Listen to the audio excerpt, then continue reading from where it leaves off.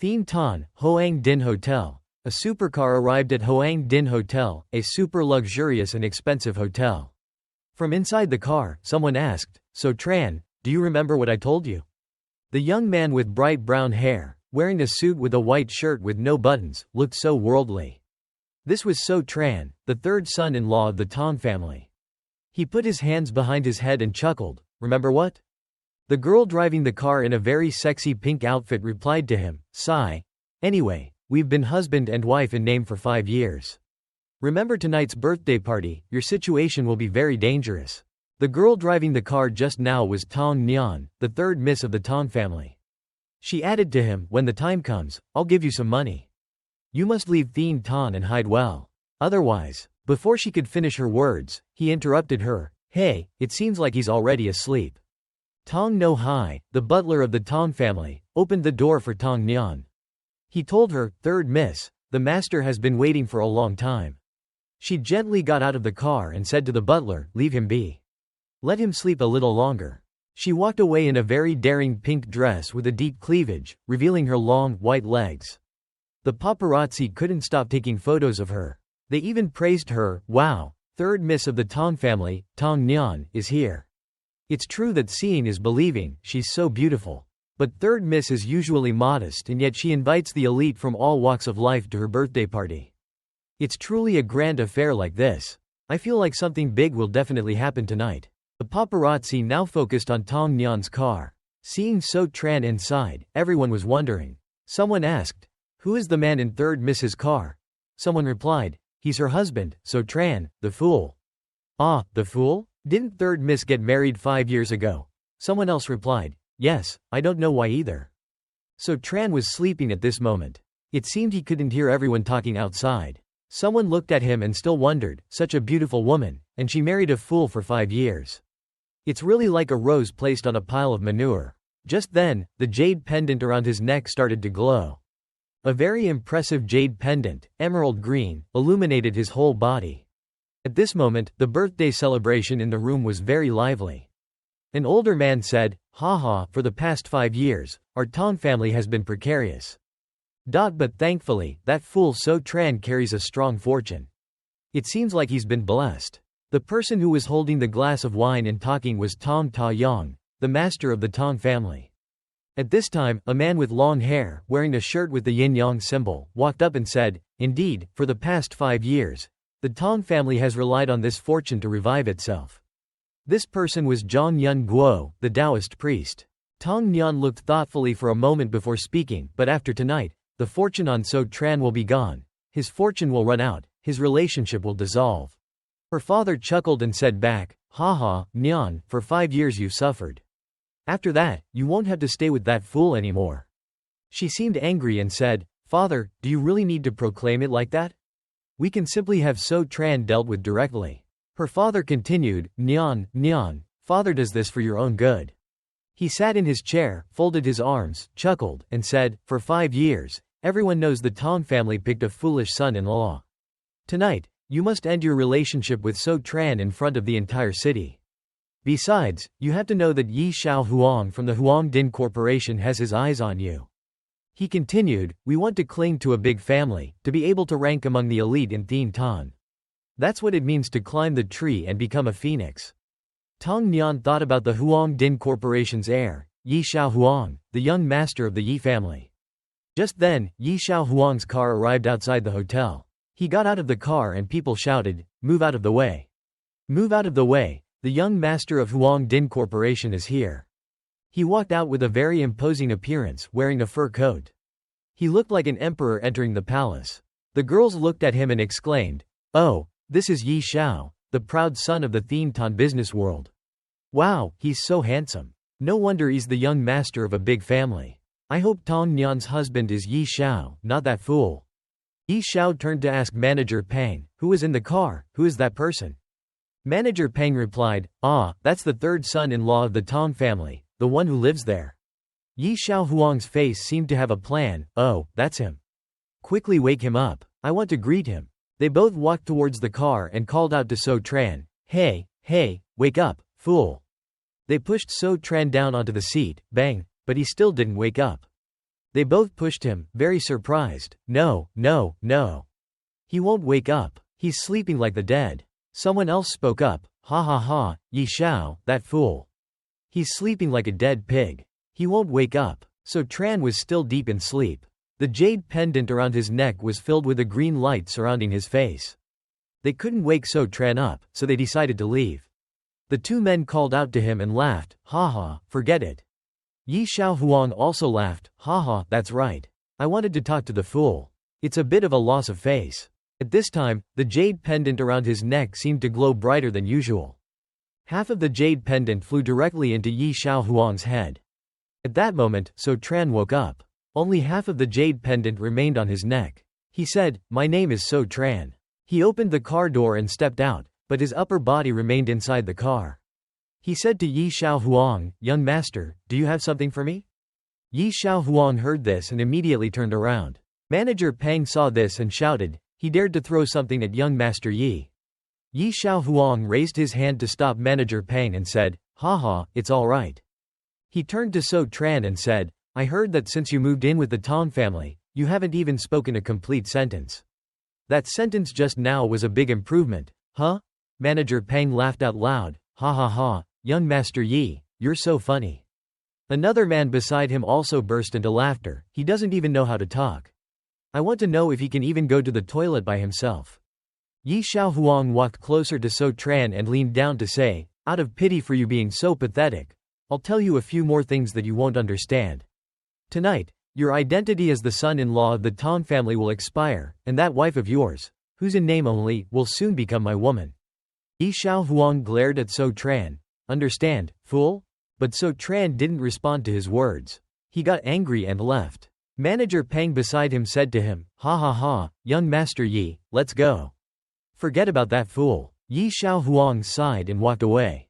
So Tran chuckled. "Ha, I'm the fool. 5 years ago, I learned the art of Qi Men Dun Jia and came back. I originally planned to rely on my abilities to command the wind and rain." He recalled his past 5 years. A car hit him. He thought back, "I don't know, when I was studying soul-suppressing talismans, the soul-suppressing talisman accidentally lost control, locking my soul and 5 spirits. A girl appeared when he was hit by the car. It was at that time that I was hit by Tong Nian's car. After that, I was brought to the Tong family. For 5 years, after I became a fool, I had to be abandoned and become the laughingstock of the entire city tonight." Hoang Din Hotel. He started to step out of the car and enter the hotel. But when everyone chased me out of the house, Tong Nian seemed to be the only one who wasn't willing to abandon me. Tong Nian argued with her father. "Father, the struggle of a big family shouldn't involve innocent people. Highs, suddenly I have a wife. But thankfully, she's not bad. Tong Nian stood up to protect me in front of the whole family. If she silently protected me for 5 years, then next." He walked confidently into the hotel with determination. "It's my turn to protect her." While walking, a voice called out from behind So Tran, "That fool, no, that foolish brother-in-law. Don't you hear me calling you?" So Tran frowned, not knowing who was calling him. The person continued, "Don't you know you're the big star tonight?" The person behind him was Tong Kan Bang, Tong Nian's cousin. He held a glass of wine in one hand and the other arm was around a beautiful girl in a red dress. He continued, "You suddenly disappeared, making us panic and search for you." The girl in the red dress beside Tong Kan Bang looked at him and said, "Oh, this is the fool? It's a pity for this face." He turned to look at Tong Kan Bang. He recalled the past 5 years. For 5 years, no one in the Tong family cared about me. He remembered how Tong Kan Bang beat him to the point where he couldn't resist. Tong Kan Bang secretly inflicted various kinds of violence on him. He treated him like a punching bag, punching him and laughing, "Ha ha, this punching bag is not bad." Tong Kan Bang didn't see So Tran respond to him and continued, "Ah, that's right, brother-in-law." He immediately spit into the glass of wine he was holding. He raised the glass of wine high and offered it to So Tran, "To express my apologies, perform a talent for us. Drink this glass of Baiqi Shui.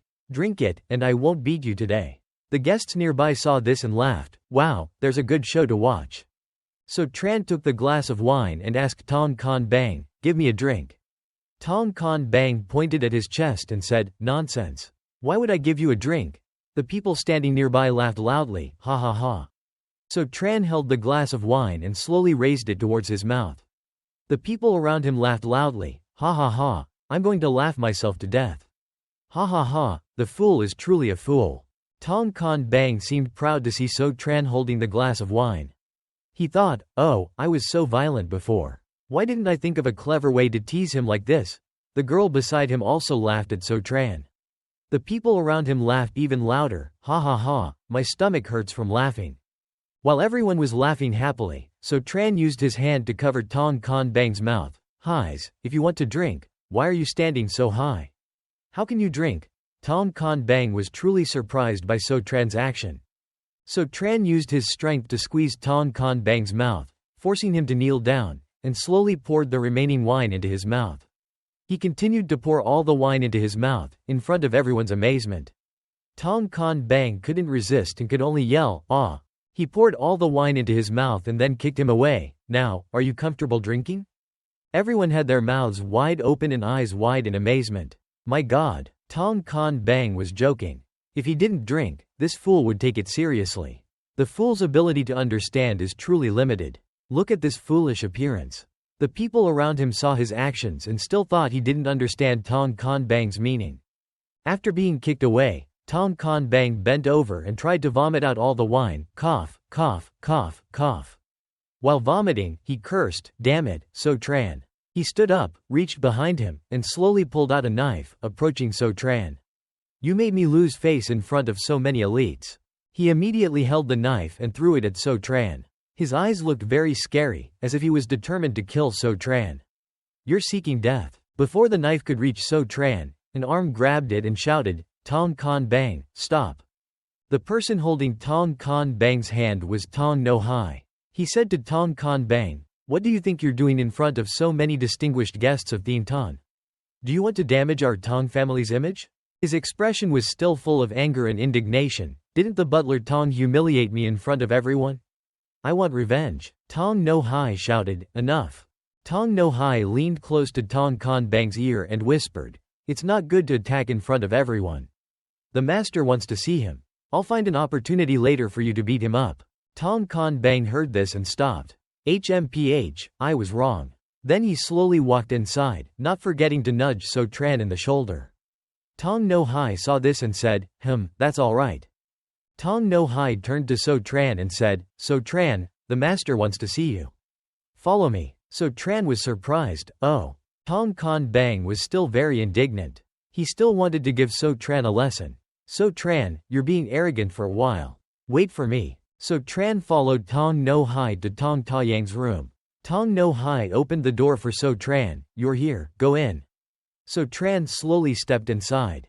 In this room, everyone was from the Tong family. Everyone turned to look at him.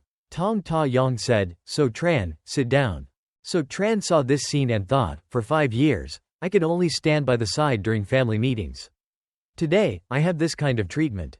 He sat down near Tong Ta Yang, facing Tong Nyan. At this time, Tong Ta Yang said, all right, everyone is here now. Let me be straightforward. For 5 years, our Tong family has relied on So Tran's fortune to revive itself. However, the Taoist priest Zhang said before leaving. Tong Ta Yang continued, So Tran's fortune will last until tonight, so we must quickly have Nyan get a divorce from So Tran. Otherwise, So Tran will bring bad luck to us. The man in the red suit handed him a piece of paper. He was the eldest son-in-law of the Tong family, Lin Xinping. He handed it to him and said, So Tran, you have to sign it. Do you know how to write? Chu Jian, the third son-in-law of the Tong family, mocked him. I wonder if he can even hold a pen now. Lin Xinping chuckled and said, haha, I was shallow-minded. He saw the divorce paper on the table, between him and Tong Nyan. He thought to himself, indeed, they want to get rid of the son-in-law. They still think I'm a fool. But these trash think what they want. I don't care, and I'm too lazy to explain to them. They'll have plenty of opportunities and face later. He looked at Tong Nyan who was looking down at the table. He thought, I only care about Tong Nyan. After all, she's the only one who's been good to me in the past 5 years. The people around him whispered, ha ha ha, what's this fool doing? He's probably thinking about how to write his name. He's probably thinking so hard his brain has shut down. Ha ha ha. At this moment, Tong Nyan stood up and shouted, enough. So Tran is a man who has the ability to create a masterpiece. He only has a disability in his intelligence. Please respect him. Chu Jian laughed loudly and said back to her, haha, my sister is right. So Tran saw that the divorce paper didn't have Tong Nyan's signature. He thought, she won't sign. I won't sign. If she signs, I won't stay here for a second. Tong Nyan seemed very sad to be sitting here doing this. Tong No Hai walked over to Tong Ta Yang and said softly, Master, the third young master of the Yang family in Yang City is looking for you to talk about a cooperation. Tong Ta Yang replied, what? You mean the third young master of the Shah family in Yang City? It seems like Tong Ta Yang was very surprised. Tong No Hai immediately said, yes. Tong No Hai continued, those young masters have a request. They want to see the most famous son-in-law of the Tong family during the discussions. Lin Shinping heard this and stood up. What, you mean those young masters want to meet me? Chu Jian heard Lin Shinping say this and looked at him with disdain. Isn't he just a medicine seller with a little fame? Why does he look so arrogant? Tong Ta Yang heard this and stood up immediately, smiling. What are we waiting for? Don't let young Master Shah wait. Lin Shinping followed his father-in-law with a very proud attitude. All right, let's go. I'll return victorious. Tong Shu, the son of Tong Ta Yang, turned to his mother and said, Mother, which family is that? I've never heard of them in Thien Tan.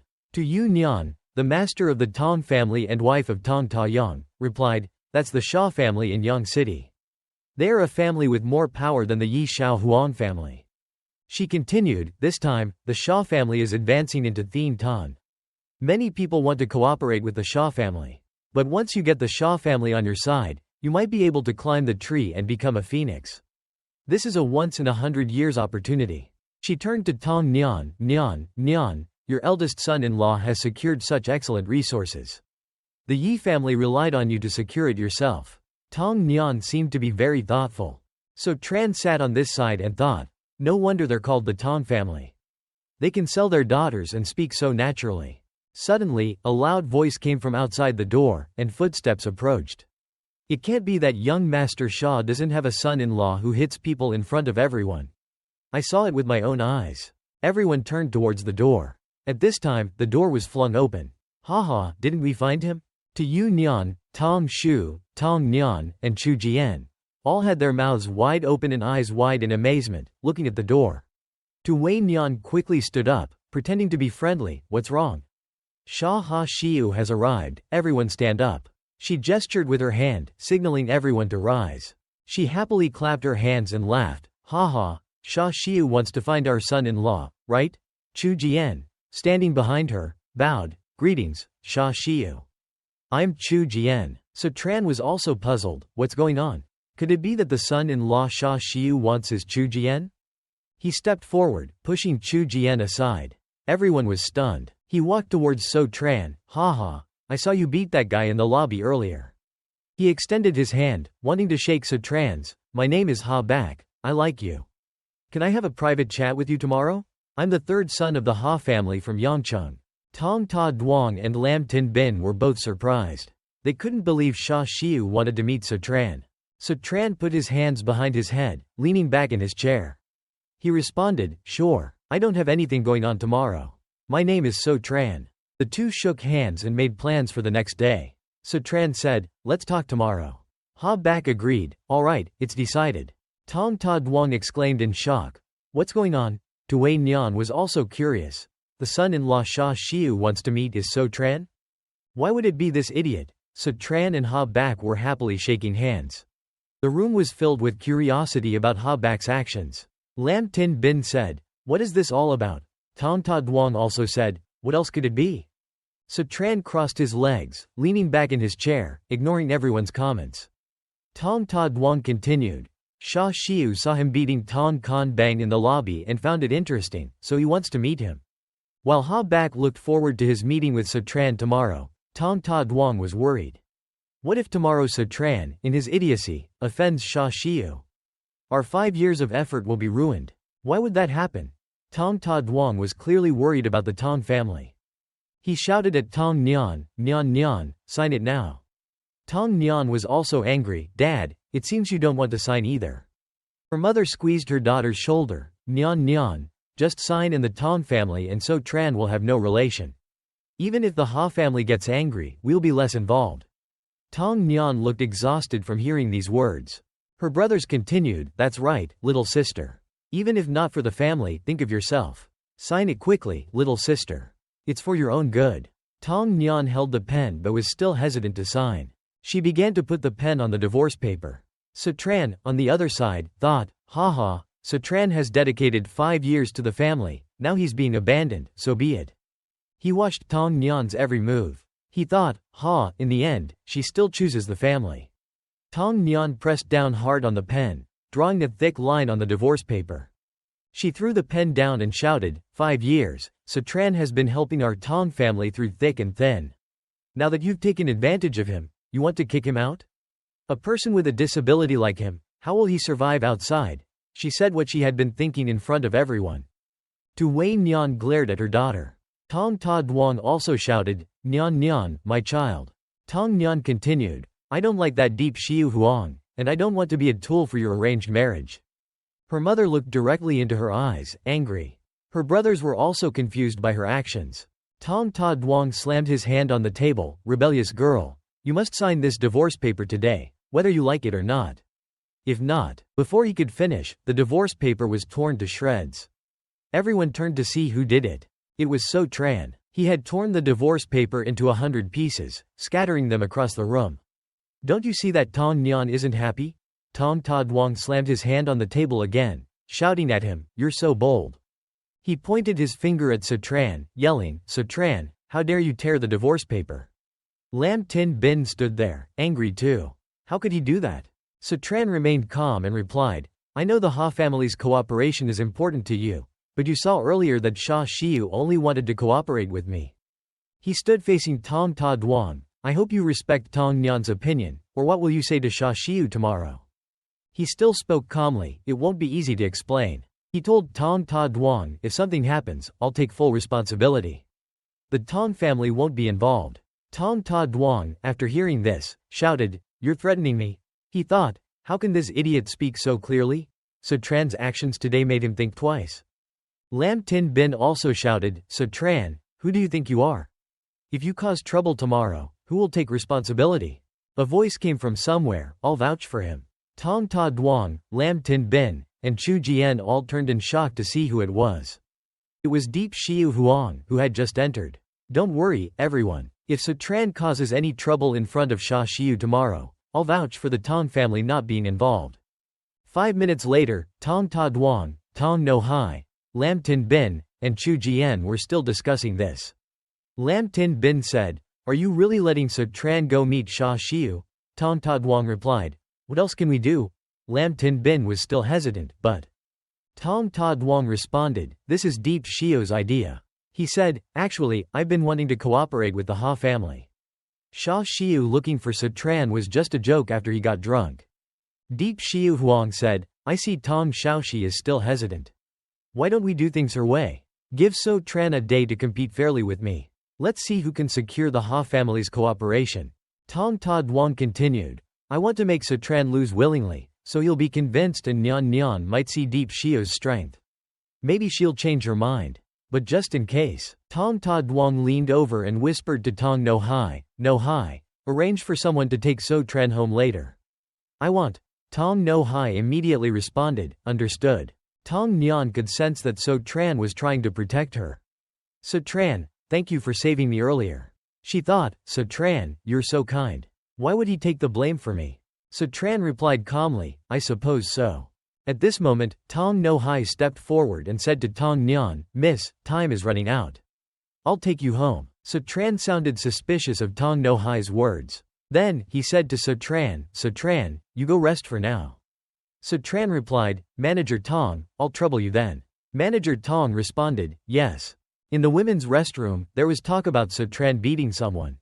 One girl said, did you see the idiot son-in-law beat Tong Kan Bang in front of everyone? I replied, yes. Tong Kan Bang wanted to fight back, but Manager Tong stopped him. The girl in the red dress continued, what a pity, we missed a good show. I added, it's okay. I saw earlier that Tong Kan Bang called someone. She said while applying makeup, maybe there's still a good show to come. At this moment, Tong Nyan walked past, hearing their conversation. She wondered what they were talking about. Was Tong Kan Bang going to get revenge on Sutran? She felt like Sutran was in danger, so she immediately called Tong No Hai. Meanwhile, at the emergency exit in the hallway, Sutran slowly walked down the stairs while Tong No Hai was on the phone with Tong Nyan. Tong Nyan asked, "Is Sutran home now?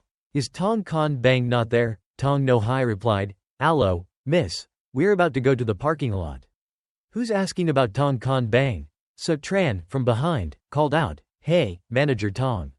Tong Nyan sounded worried as she told Tong No Hai, "I heard you stopped Tong Kan Bang from attacking Sutran, but I'm afraid he might take revenge."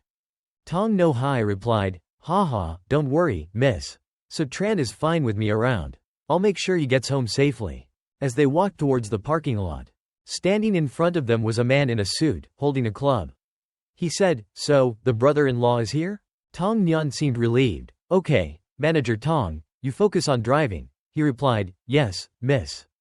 Goodbye, as he looked towards the other man. It was Tong Kan Bang. He looked at Tong No Hai and said, "I told you I'd find an opportunity to get revenge."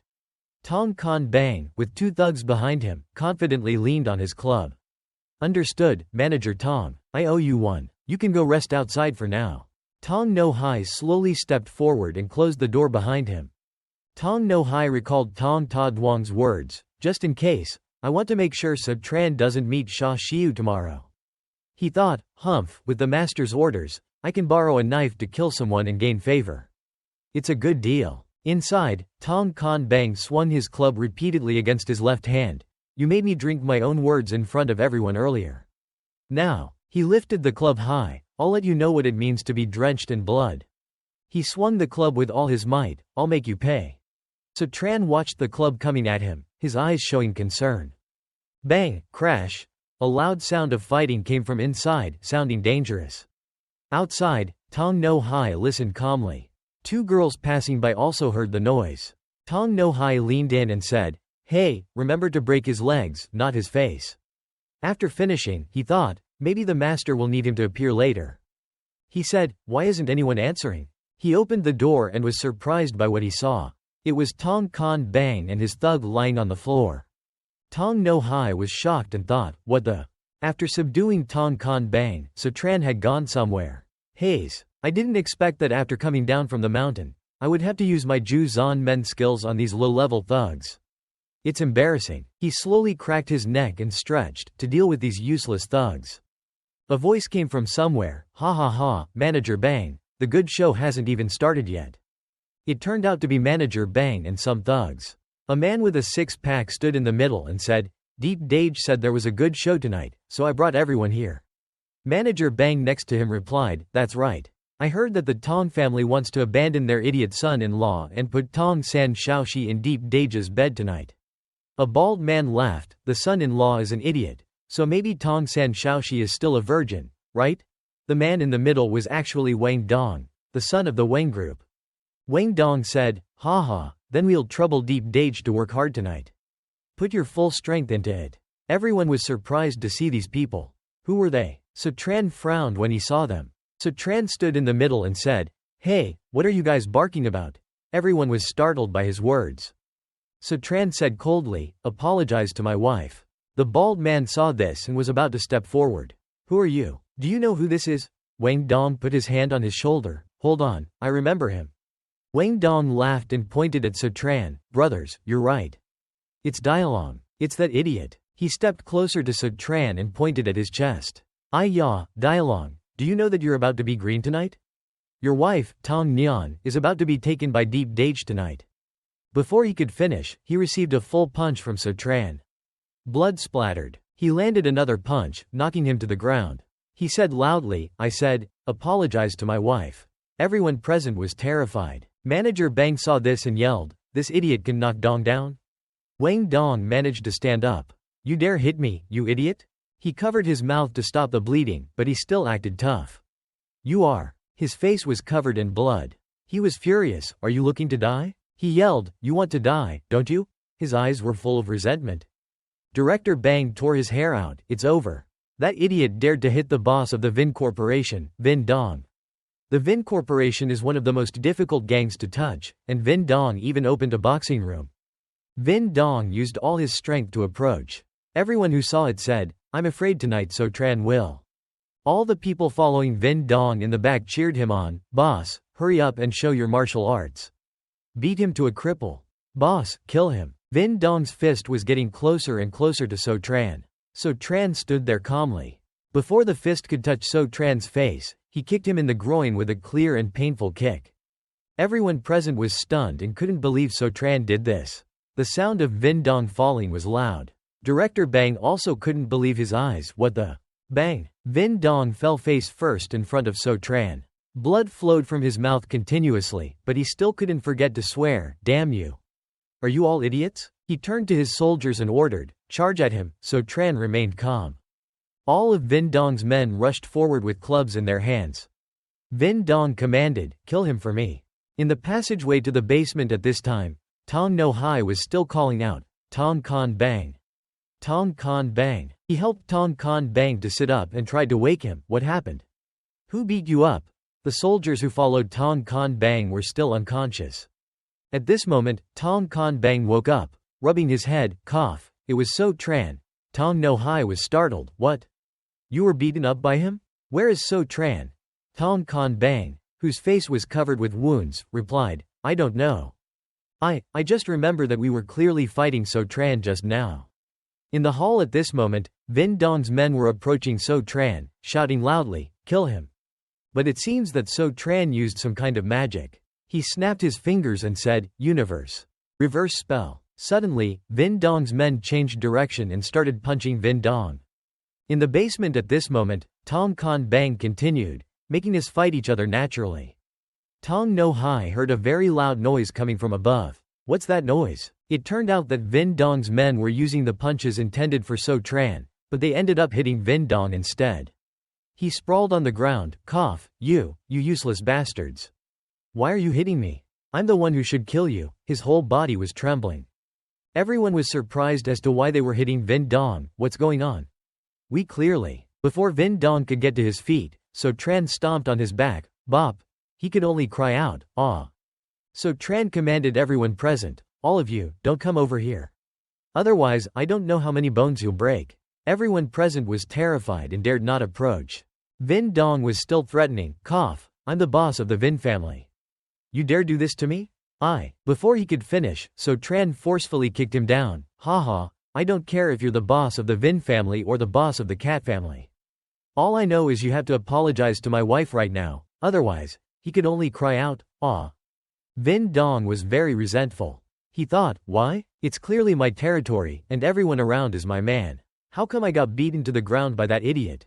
So Tran seemed very excited. "Didn't I come here to watch a play? Why?" Vin Dong was still cursing under his breath. "Damn it." Vin Dong was kicked hard by So Tran. "If you don't apologize, I'll keep kicking." Vin Dong squeezed out the words, Miss Tong Nyan." He used all his strength to shout out the apology. So Tran smiled softly, as if he had achieved his goal. The Vin Dong's men also widened their eyes at Vin Dong's apology. So Tran heard the apology and slowly took his foot off. Good. He repeated it many times. Everyone present was terrified. Director Bang stepped back at this moment, thinking, "It's over. It's over. A big incident has happened." From somewhere, a voice called out to So Tran very loudly, as if he were very angry, "So Tran." It turned out to be Tong Ta Yang. "Didn't I tell you to go home? What are you doing here?" Yi Tiu Huang walked over to Director Bang and asked what happened. "Director Bang, what happened?" Director Bang was startled and looked over. He leaned in and whispered to Yi Tiu Huang. He asked So Tran's identity. Then So Tran didn't say anything and beat Vin Dong to a pulp. Yi Tiu Huang didn't understand what was happening after hearing this. Seeing Vin Dong so badly injured that he couldn't even stand, Yi Tiu Huang thought to himself, "How is this possible? How could that idiot knock down Vin Dong? What kind of power does the Tong family have that's protecting So Tran?" Yi Tiu Huang turned to Tong Ta Yang and asked, "Mr. Tong, it seems you don't care about your Tong family members, right?" Tong Ta Yang was startled and broke out in a cold sweat. Yi Tiu Huang continued, "You should know that the most important project for the Tong family right now is the three-way cooperation. Besides my Yi family, the third party. Is the Vin Corporation. By this point, Tong Ta-yong was already very worried about So Tran's actions, which were affecting them. Yi Tiu Huang put his hand on Tong Ta-yang's shoulder. Now your good son-in-law has stirred up trouble.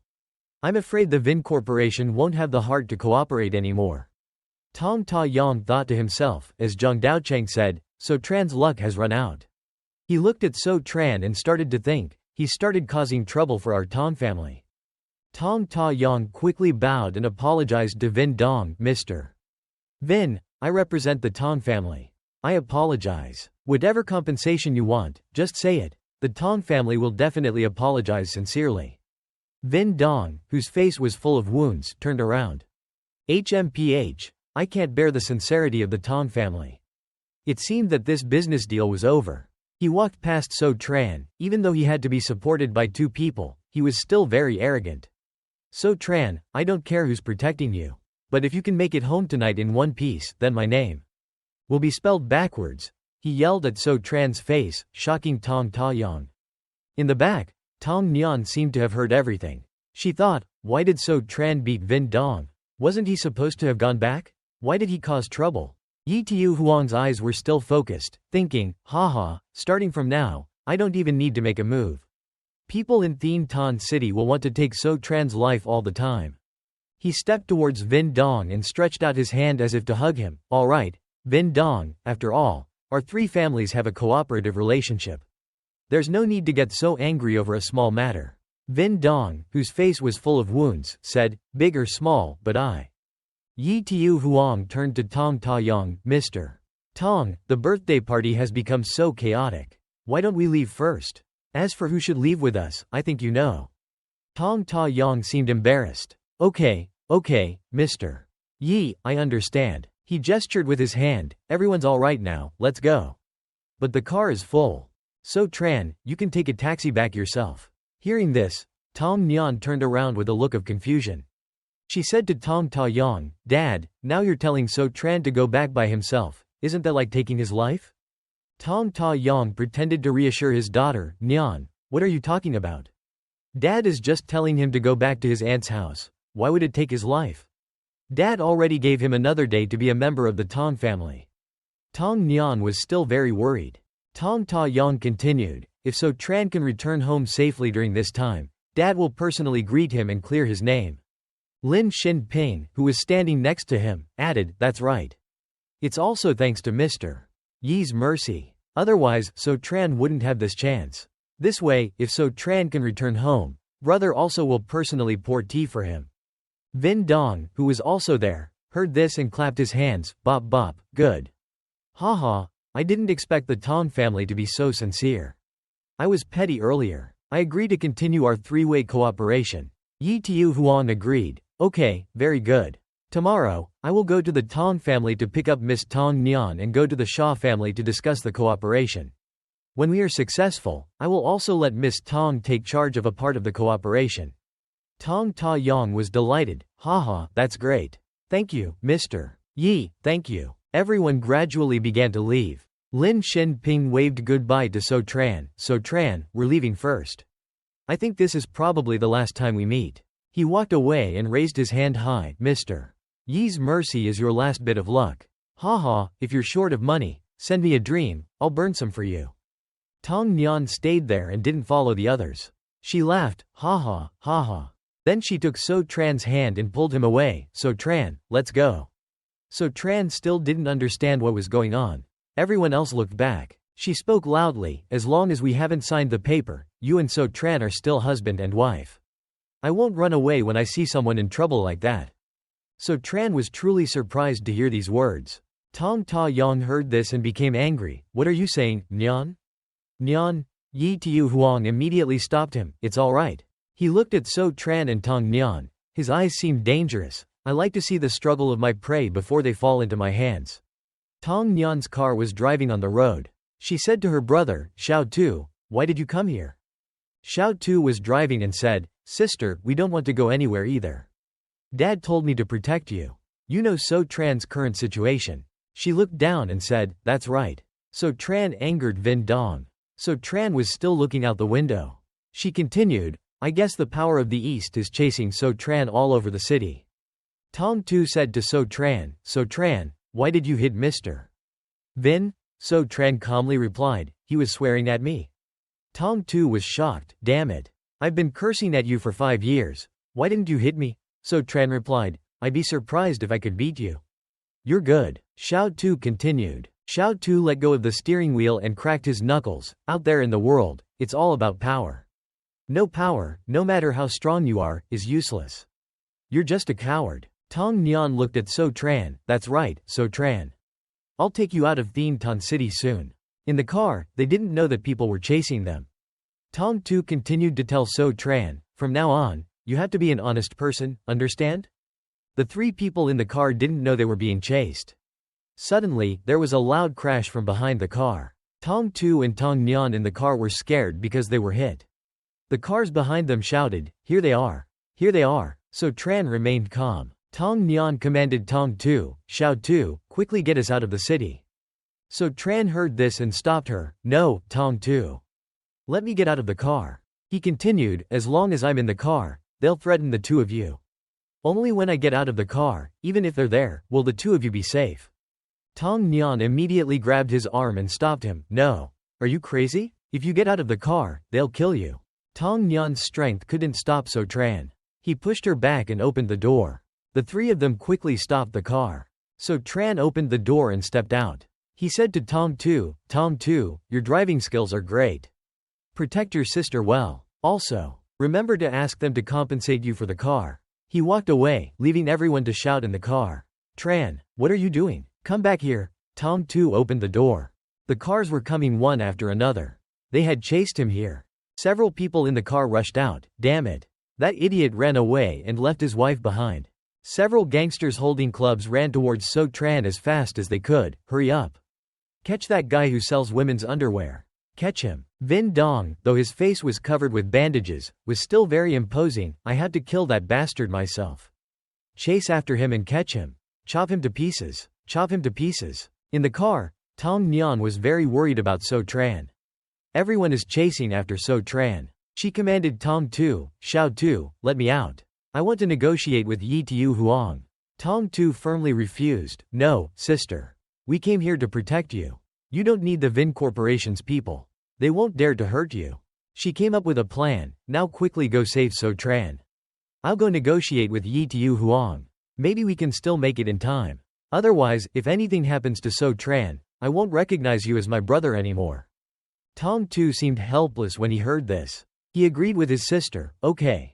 Both of them got out of the car. Tong Tu went in the direction of So Tran. Tong Nian went to negotiate with Yi Tiu Huang. She said to Yi Tiu Huang, what do you need to do to make you let So Tran go? Vin Dong leaned on Yi Tiu Huang's shoulder and said to her, Third Miss Tong, I'll be straight with you. You can write your fingerprints and sign your name, right? His eyes were full of danger. Tonight, I must kill So Tran and then use his fingerprints to press them onto the divorce papers. But if you agree to marry Mr. Yi now, I will be merciful and let So Tran live on as a cripple. Hearing this, Tong Nian was very angry. You want to take advantage of the situation. And you're breaking the law. Don't even think about it. Yi Tiu Huang stepped closer to her and pushed her towards the car. Shut up, Tong Nian. He continued, I've given your Tong family a lot of face. I've given them 3 or 4 chances. You keep rejecting my offers, now you want punishment? Seeing Tong Nian's fear, he continued, now, I've lost my patience. Not only do I want you to become mine tonight, but So Tran won't be able to leave here alive. Tong Nian was very angry. She cursed at him, you're shameless. Tong Tu, who was on the other side, was quietly observing. He was furious. 2 big guys are threatening my sister. They're really shameless. But he was scared and didn't dare to go out. Tong Tu said, you're a real bastard. Get up. A voice came from somewhere. Tong Tu, are you just going to watch your sister get bullied like this? It turned out to be So Tran. Tong Tu was startled and turned around. So Tran, weren't you being chased by those people? Why are you back? So Tran calmly replied, I guess they got lost. So Tran continued, but didn't you say you could beat up those Vin Dong guys? Why don't you go up there? Tong Tu stammered, He bowed his head, I really want to go up there, but that means I'm going against the Yi and Vin corporations. I can't go. So Tran turned and walked away. Haha, you're a real loser. Seeing So Tran about to step outside, Tong Tu quickly stopped him. Hey, So Tran, you want to die? So Tran didn't turn back, but he still said, shut up. As he walked, he said, Xiao Tu, remember what your brother-in-law said. Xiao Tu was very confused. If someone dares to hurt the people you love, you have to stand up bravely. So Tran rolled up his sleeves and walked towards Yi Tiu Huang as if he wanted to fight. As he walked, he said, no matter how strong the opponent's power is. Vin Dong saw So Tran and turned around. What? That idiot dares to come to our door. Tong Nian was surprised when he appeared. So Tran. Vin Dong was very determined. He raised his club and rushed towards him. Even if I get hurt, even if I have to start over, so what? Haha, go die. So Tran was ready to fight back. If you're a man, you have to act like a man. Throw your fist at me. Both Tong Nian and Yi Tiu Huang turned around and looked. They were all surprised at So Tran's actions. He punched Vin Dong straight in the stomach. Vin Dong didn't even have time to react before he took So Tran's punch. So Tran decided to fight without any regrets. Blood spurted from Vin Dong's mouth. He couldn't believe that So Tran's punch was so powerful. Tong Nian, Yi Tiu Huang, and Tong Tu couldn't believe their eyes. So Tran was able to punch Vin Dong and make him fall like that. One punch sent Vin Dong flying backwards and falling to the ground in pain. He turned to look at Yi Tiu Huang, breaking his wrist bone. His eyes were full of determination. Yi Tiu Huang, it's your turn. Yi Tiu Huang on the other side laughed mockingly. Haha, So Tran, you're crazy. The two of them faced each other and talked. You think this makes you look great? It's very difficult. Your Tong family barely managed to appease Vin Dong. You're determined to sabotage the three-way cooperation that the Tong family considers their lifeline. Those with discerning eyes can see that the Tong family can only develop by clinging to my Yi family. Now you've completely angered the Vin family. When the Vin family is angry and punishes them, the Tong family will have no choice but to beg me for help. Do you dare to attack me again? He pointed at So Tran. I advise you to quickly kneel down and agree to divorce Tong Nian. Then I'll be merciful and tell Mr. Vin to forgive you. Otherwise, you'll have no choice but to die. Before he could finish, he took a powerful punch from So Tran. Bop! Several of his teeth slowly fell out. So Tran punched him and said, Highs, how can such trash talk so much? Yi Tiu Huang took another punch. Trash should stay in the trash can. So Tran continued. As he spoke, he brought the trash can closer to Yi Tiu Huang. But it seems you don't know which trash can to lie in. Well then, let me take you home. He picked up the trash can and walked towards Yi Tiu Huang. He was scared and backed away, speechless. So Tran, what are you trying to do? I advise you to protect yourself. Otherwise. Before he could finish, So Tran covered Yi Tiu Huang with the trash can. Shut up. At this moment, Yi Tiu Huang seemed to have lost consciousness. He slowly fell to the ground. Rumble. So Tran calmly put his hands in his pockets. He put his foot on the trash can and pushed it away. Whoosh. Finally, the world is peaceful. He put his foot on the trash can. Where should I put this? Yi Tiu Huang was unconscious in the trash can. Clack. Whoosh. He took off Yi Tiu Huang's pants. Tong Nian walked over, not understanding his actions. So Tran, what are you doing? She came over and stopped him. Didn't I tell you not to fight? Now you've completely angered the two families. You're done for. So Tran took out the money from Yi Tiu Huang's pockets. He replied to Tong Nian, what are you talking about? I didn't fight. He gave the money to Tong Nian. I just unilaterally attacked them. I was just trying to get the money for the car repair too. His face seemed like nothing had happened, and he gave a kind smile. Tong Nian was surprised at his actions. Are you still the same So Tran? In her mind, she thought, this is the first time I've seen him make excuses in 5 years. She quickly took his hand. Highs, I don't know what to say to you. Let's go. So Tran ran after Tong Nian, not forgetting Tong Tu, but Tong Tu is still watching from over there. Xiao Tu, come here quickly. Tong Tu finally dared to step out, right here. All three of them got in the car and drove off, leaving Yi Tiu Huang and Vin Dong unconscious there. Night slowly fell. In the car, Tong Nian said to him, So Tran, get out of the city immediately. So Tran was still focused on counting the money he had taken from Yi Tiu Huang. Tong Nian continued, from now on, you have to be a good person outside. Don't let people find out. Okay, So Tran replied, no need to go home. Besides, I'm actually very kind. Tong Tu, who was driving, turned around and said, are you dreaming? The Tong family can't protect you now. Unless this gets out, even if Mr. Yi's people don't deal with you, my dad will take care of you. Tong Nyan worriedly added, that's right, So Tran. Xiao Tu is right. He was still counting the money and replied, you didn't think carefully. He continued, for example, if you get beaten up, and even a fool beats you up so badly that you can't even pick up your teeth, would you spread it around? Tong Nyan and Tong Tu were both surprised by So Tran's words. So Tran laughed and said, something so embarrassing, they'll definitely keep it to themselves forever. I guess even their subordinates wouldn't dare to talk about it. Besides, our dad promised me a day. He continued, even if the two of you take me out of the city, I can still go back myself. Tong Nyan looked at him helplessly. So Tran continued, after all, Mr. Shaw made an appointment to meet me at the Tong family tomorrow. He put his hand on his head and leaned back in the seat. I'm not a person who breaks appointments. Xiao Tu, hearing this, suspected So Tran. This kind of thinking, this kind of logic. Is this really So Tran? Tong Tu said helplessly to Tong Nyan, forget it, sister. Tong Tu continued to drive the car, let's go home. Tong Tu continued, this guy said he'd go back even if we took him away. Since he's going back anyway, why not just go back now? Tong Tu boldly declared, at most, I'll protect him from now on. So Tran heard this and thought to himself, I need your protection? Tong Nyan reluctantly agreed, okay. So Tran, in the car, said to Tong Tu, that's right, Xiao Tu. We're going home. Call your dad and tell him we're safe. Tong Tu agreed, okay. At the Tong family home at this time, someone asked, Dad, why did you call him? Tong Ta Yang held his head and said, second uncle, you went to tell the head of the family. So Tran caused trouble at the party. Tong Ta Yang seemed tired. These past 5 years, it was very difficult. We were finally able to rely on So Tran's luck to settle in the position of the head of the family. But the head of the family felt that you caused a lot of trouble tonight. He wants to tell you to give the position to second uncle. Tong Yun, the eldest daughter of the Tong family, said, what? If we let second uncle be the head of the family, we'll be done for. Tong Jane, the second daughter of the Tong family, added, that's right.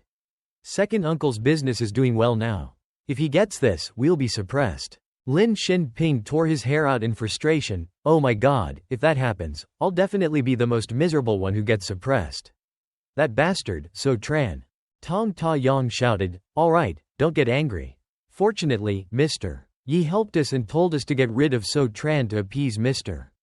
Vin. For now, thanks to the three-way cooperation, we can still suppress second uncle. The head of the family will still agree to let you continue to be the head of the family. Tong Yun sighed in relief, phew, that's good. It seems that So Tran's death was worth it. Tong Jing also smiled and said, it's not necessary to kill So Tran. Tong Ta Yang said, the more tragically he dies, the more likely it is to make Mr. Vin less angry. Just as he finished speaking, the phone rang. Tong Ta Yang answered the phone. Allo, Xiao Tu, are you back? Xiao Tu, over here. Allo, Dad. Tong Ta Yang said, yes, it's good that they're back home safely. In a moment, Dad. Before he could finish, he realized something. Wait a minute. Tong Ta Yang broke out in a cold sweat. Son, what are you saying? Tong Ta Yang listened to the phone. Tong Yun saw this and asked, Dad, what's wrong? Tong Ta Yang's face was both angry and frightened. Xiao Tu said So Tran, So Tran's car also returned to the Tong family home. We're back. Tong Nyan's face looked very worried. Everyone in the Tong family stepped out, their faces full of fear. How is that possible? Get out of the car. Tong Tu was holding the phone and thought, why do I feel a cold shiver down my spine after calling my dad? Tong Tu seemed to remember something. Wait a minute, I think I remember Dad said. If So Tran can return home safely during this time, I will personally greet him and clear his name. Tong Tu finally remembered. So it turns out So Tran was teasing me. He did it on purpose, right? He even told me to call and report back first. Wasn't he just pretending to report to Dad? He imagined himself sitting on the chair talking to his dad. That's right, your good son-in-law is back. He's slapping your face. You should go out and greet him properly. He's a really good son. Tong Tu realized that he was done for. The three of them were standing by the door. Tong Nyan worriedly turned back and asked Xiao Tu, what's wrong with you? Xiao Tu was huddled in a corner, holding his head with his hands, trembling constantly, and repeatedly saying, I'm in love, I'm done for. A foot appeared. Tong Ta Yang, along with his family members, was incredibly angry and called out So Tran's name. When he walked out and opened the door, he gave a forced smile and said, "Welcome back." Seeing Tong Ta Yang's expression, Xiao Tu was horrified. "It's over." Seeing his father's reluctant expression, he was afraid he was going to get beaten up. Tong Nian was also quite surprised. She said, "I remember now. So Tran, you dared to."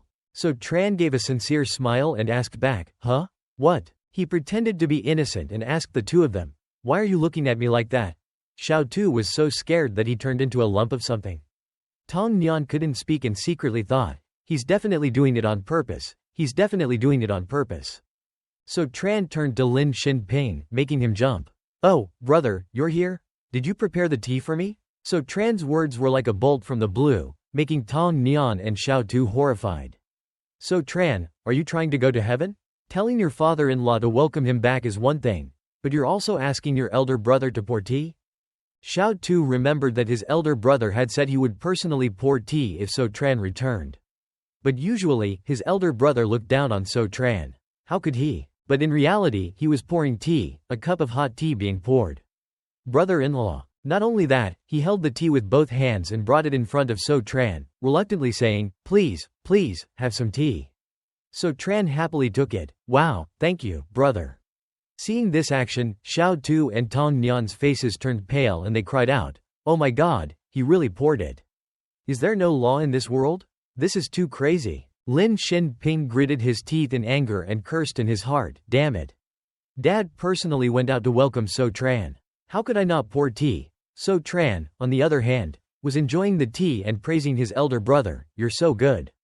Tong Ta Yang angrily turned back and looked at Xiao Tu, yelling, "Xiao Tu, didn't I tell you to protect Nian Nian? Didn't you save So Tran?"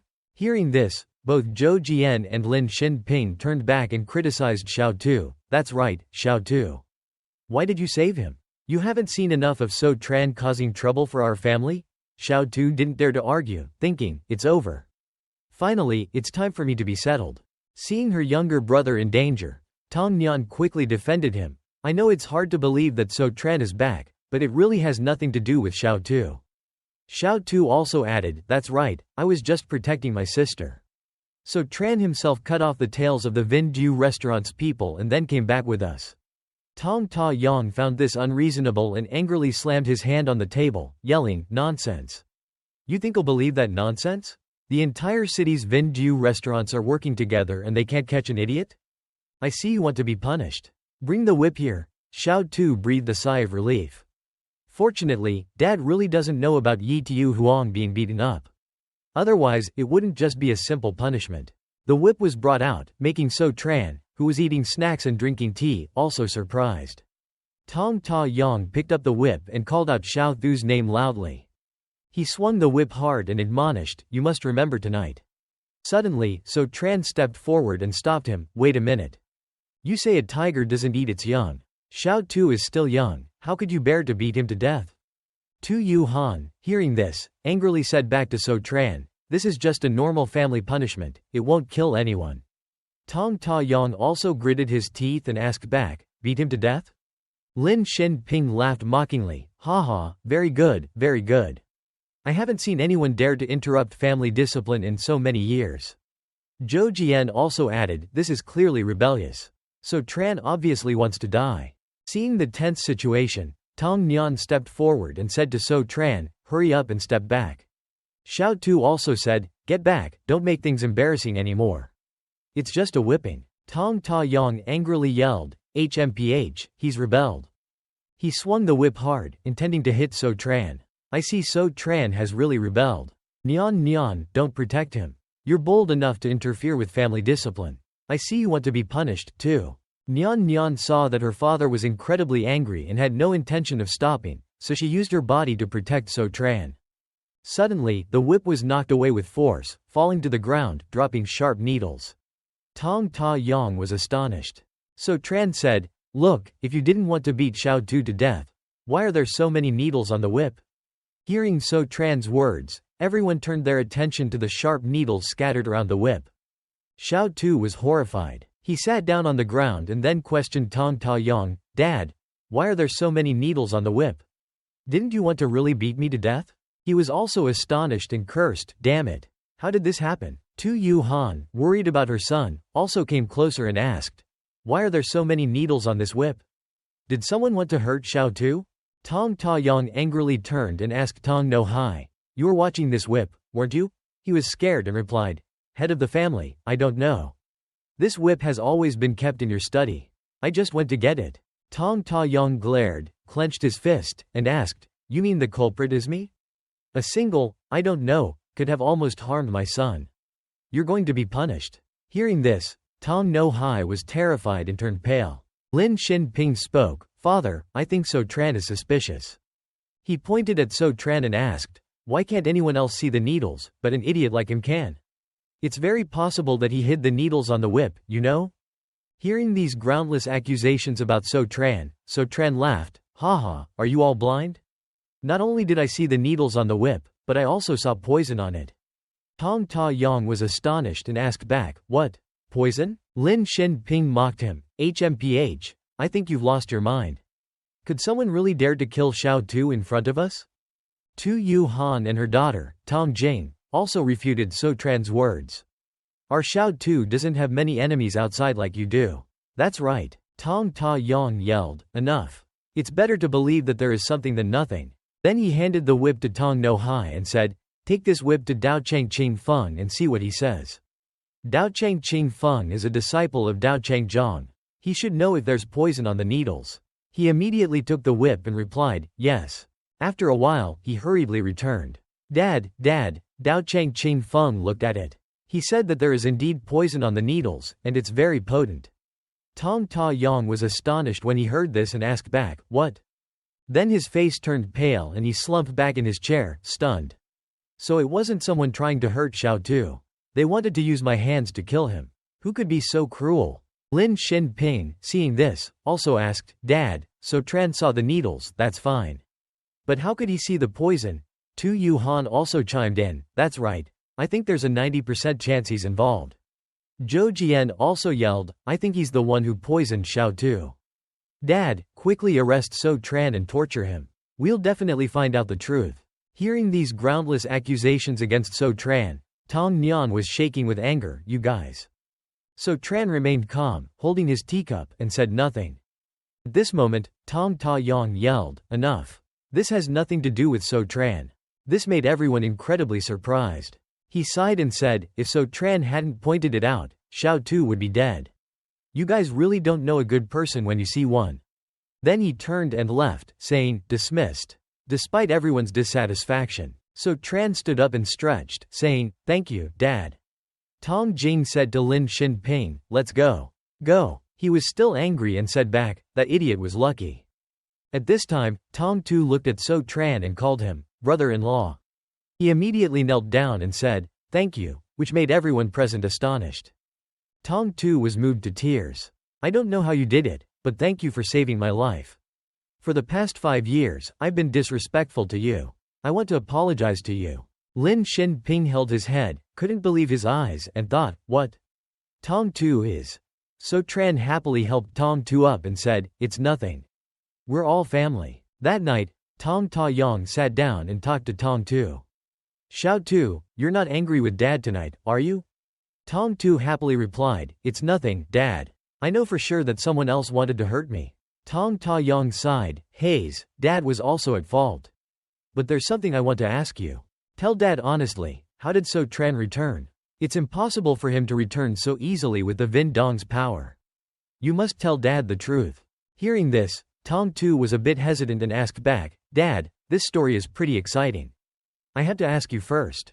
Do you have high blood pressure or a heart attack? This question made Tong Ta Yong puff out smoke from his head. He stood up and said loudly, HMPH, what's going on? Have you never seen anything before? Just tell me quickly. This made Tong Tu scared. Alright, cough, cough, the thing is. At that time, even though I could easily save my sister, my brother-in-law politely stepped forward and fought Mr. Vin first. Tong Tu told the story, becoming a storyteller, he was really cool. Then he punched him in the stomach, knocked Mr. Vin down. Dad, guess what happened? He saw that Yi Tiu Huang couldn't do anything. My brother-in-law went crazy and cursed at him. But my brother-in-law didn't care and said, if heaven had not given birth to So Tran, I would be as heroic as the long night forever. Hearing this, Tong Ta Yong was so angry that he trembled. Tong Tu, unaware of this, continued to recount. Then my brother-in-law took a trash can by the side of the road, dumped all the trash out, and stuffed Yi Tiu Huang into it.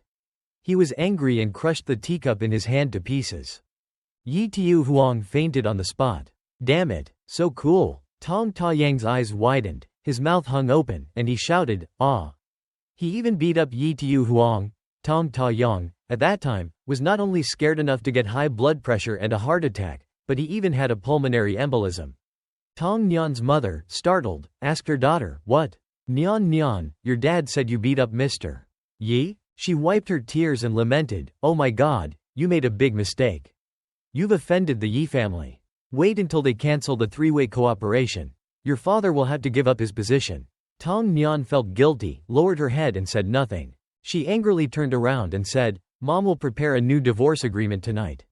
Tomorrow, just sign it in front of Mr. Yi, then kick So Tran out. Maybe you can still save the situation. Hearing this, Tong Nyan hurriedly called out, Mom. So Tran, from somewhere, appeared with a bright smile. Wife, don't worry. Isn't it just a three-way cooperation? He confidently said to Tong Nyan, tomorrow, I'll get the cooperation with the Shah family. They are better than the broken cooperation with the Vin and Yi families. I'll give the family a satisfactory explanation. Tong Nyan was surprised and turned to ask So Tran, are you telling the truth? I know. Did you recover? She thought. All of So Tran's actions tonight were no different from a normal person. He must be better. Responding to Tong Nyan, So Tran confirmed, yes, 5 years later, I'm healthy. Hearing this, Tong Nyan was very happy, sure enough. Then do you remember where your home is? So Tran put on a thoughtful expression and replied, yes, my home. It's been 5 years. You're asking me now, I'm a bit fuzzy. Tong Nyan comforted him, don't rush, take your time to think. If you know where So Tran's home is, I can take you back. That way, you won't have to worry about no one taking care of you. Suddenly, So Tran said, oh, I remember. This made Tong Nyan jump and ask. So Chen excitedly continued, my family in the capital is the So family, the top family in Huasha. What's more, I have 9 masters, they are all very good. They can do anything, even teach me the art of Qi Men. So Chen boasted, putting on a conceited look, making Song Yan sigh helplessly. She thought she had overestimated him. His illness was not only not cured but worse. Forget it, So Chen, tell me about your feelings in the past 5 years. He asked hesitantly, my feelings in the past 5 years? Well, I think the biggest feeling I have is. Song Yan thought to herself, So Chen has been living in the Song family for the past 5 years, he can't express his feelings. He must have suffered so much humiliation, pain and indifference, he must want to find someone to express himself to, after all, these past years, there's only me. Suddenly, So Chen pointed at Song Yan and accused, my wife occupies the toilet without using it. I've been living next to a good white radish like you for 5 years, and you don't know how to take advantage of it. Song Yan was furious and threw things at him. Who are you calling a pig? You only gave an example of a monkey. You are the stupid pig. After teasing Song Yan, So Chen was hit on the head. He laughed and said, ha ha, I'm going to bed first, wife. Song Yan looked at him and thought, this guy is really bold, he dares to talk nonsense in front of me. Early the next morning, Song Shu went out to practice lion dancing. So Chen was brushing his teeth and talking to Xiao Shu. Why are you so excited about lion dancing after what happened last night? Xiao Shu answered, no, brother-in-law, I'm helping our family. It's only 5 days until the opening of the Jintan city. If I can win the lion dance competition during the ceremony, maybe I can solve the problem of our family's dependence on the three-way cooperation. So Chen continued brushing his teeth and asked, oh, you mean lion dancing can solve everything? You're crazy. Song Shu laughed and said, no, brother-in-law, why don't you finish brushing your teeth first? Actually, the Jin Tan City Festival is the 80th birthday of the Huang family's patriarch. The Huang family is the richest family in Xi'an City, even richer than the Yi family. The lion dance is something the Huang patriarch really likes. If we can win the lion dance competition, and be valued by the Huang patriarch, it will be like a fish leaping over the dragon gate. A huge honor and benefit to our family. But right now, all the big families in the city are preparing for this, and the strong lion dance teams are countless. It's unlikely I can win the championship. Even after all this practice, it's difficult to achieve perfection. So Chen rinsed his mouth and asked, "Glug glug, who said that? Isn't it just about catching a ball?" Then, he spat out the rinsing water into a big ball, shooting it straight ahead, PFFT. He made the ball hang on the pillar and then it exploded. Song Shu looked up in amazement. He was extremely surprised. "Wow, brother-in-law, were you a pea shooter in your previous life?" So Chen modestly replied, "I don't know about being a pea shooter. But I feel I'm my wife's slave. I've already benefited so much. If I can help Xiao Shu win the championship, my wife will definitely be happy." Song Ta Yang ordered, "Get me dressed up." He stood with his hands on his hips and reminded everyone, "Yi Xiao will be here soon. We must greet him with the utmost formality." Lin Xinping said, "Dad, look." Song Yan appeared wearing a short skirt. The outfit was inappropriate. She asked, "Dad, what did you call me here for?" Song Ta Yang and Tuo Yu Han were shocked and horrified when they saw Song Yan's outfit. Yan, what are you wearing? Are you making trouble? Didn't your father tell you last night that Yi Xiao would come to pick you up? Go change into a ball gown right now. Yi Xiao will be here soon. So Chen appeared and said, "It's not necessary," which made everyone look at him. So Chen said confidently, "Today, Yi Xiao won't come to see us.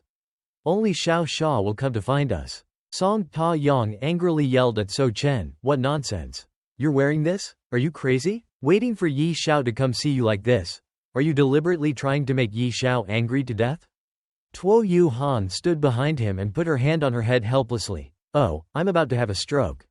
So Chen remained calm and replied, "Believe it or not, but I'm telling you, Xiao Xia will come. He doesn't like these kind of bland and pompous events like yours. I think it's because I beat Song Xing, so Xiao Xia likes me. He is definitely a free and easy person." Seeing this, Lin Xinping also spoke up, "So Chen, don't be so arrogant. Yi Xiao is a person of his word in the business world. He said he would come today. He will definitely come today." Chu Jian also added, "That's right. Moreover, Yi Xiao said that his Xiao Xia wouldn't come." Song Yun also chimed in, "The matter of the golden poison last night still hasn't been investigated clearly. If you're all right, So Chen, quickly sign the divorce papers and get out." Song Yan heard what her sisters and brother-in-law said, and she angrily gritted her teeth. "Last night, So Chen saved Xiao Shu's life. You are all ungrateful. I'm telling you again, I won't accept Yi Xiao." Both Song Yun and Song Xing went close to Song Yan and persuaded her, "Little sister, you are too young. Once you taste the sweetness of Yi Xiao, you'll definitely change your mind." So Chen stood behind them, arms crossed, thinking contemptuously, "HMPH, a simple serve and Yi Xiao couldn't even handle it. He calls himself a man?" Song Hai Nio appeared, panicked and said loudly, "He's here. He's here. I saw Yi Xiao's car coming. His butt was swollen from being punished." Song Ta Yang and his wife heard this and excitedly asked, "Really? Great. Yi Xiao is willing to come. He must not hate us anymore. Maybe the relationship between us and the Yi Ying family can still be saved." Both Chu Jian and Lin Xinping also said smugly, "HMPH, So Chen, Yi Xiao's car is here now. You still confidently said he wouldn't come? Your face must be swollen, right So Chen?" So Chen remained confident and asked, "Really? Let me see who it is." A whole Song family, dressed in their best clothes, ran out to greet them. Song Ta Yang urged everyone, "Get ready to greet Yi Xiao." A pair of slippers stuck out from the car, not necessarily, "Oh my god, what are you guys doing? I'm just making a trip." Xiao Xia appeared in a free and easy manner, with half a watermelon in his hand, and asked with his mouth full, "Why are you all so formal? You guys all look like clowns, so embarrassing." They were stunned for a few seconds. "What? Why did Xiao Xia get out of Yi Xiao's car?" Song Ta Yang walked over and asked, "Xiao Xia, why are you in Yi Xiao's car?" He thought to himself, "What's going on?" So Chen even got it right, and he's wearing clothes that look exactly like So Chen's. Hearing the question, Xiao Xia held his stomach and laughed, "Haha, you guys don't know, I just left Yi Xiao's house. His face is swollen like a pig's head, he can't come here. So he sent me over." At this time, So Chen also spoke up, "Look, I told you Yi Xiao is a man of his word, he can't come. Brother-in-law, why are you still so foolish to believe him?" He made the two brothers-in-law speechless. At this time, Song Hai Nio hurriedly announced, old master, the old man called. He wants to invite Xiao Sha to the old house for a visit. Song Ta-yong was surprised and asked, "What? Xiao Sha's arrival has alerted the old man?" Song Lao, who had been living in the old house of the Song family all year round and not caring about the world, was actually the true powerholder of the Song family. Song Ta-yong was just a representative, the head of the family. Now that Xiao Sha has come, it has even shaken this old man. It seems that helping his wife to get a cooperation with the Sha family is necessary. Xiao Sha went over to So Chen and asked, "Song Lao wants to see me?" "So Chen, take me there. You're the only one who's dressed decently." So Chen immediately agreed. "Haha, Xiao Sha, please." This made So Chen's two brothers-in-law furious. They clenched their teeth and wanted to kill him. Then they complained to Song Ta-yong, "Dad, don't let him go. I'm afraid he will beat up Xiao Sha too." "That's right, if we anger the Sha family even more, we'll be in trouble." Song Ta-yong helplessly said, "Don't stop him, let him go." They were surprised and asked, "Why?" Song Ta-yong explained, "Yi Xiao's car came, but Yi Xiao didn't. It's clear that Yi Xiao has sent a signal of resentment towards us. Then the three-way cooperation will probably not be possible anymore. Now, for the future of the Song family, even if it's a long shot, we can only rely on So Chen to secure the cooperation with the Sha family."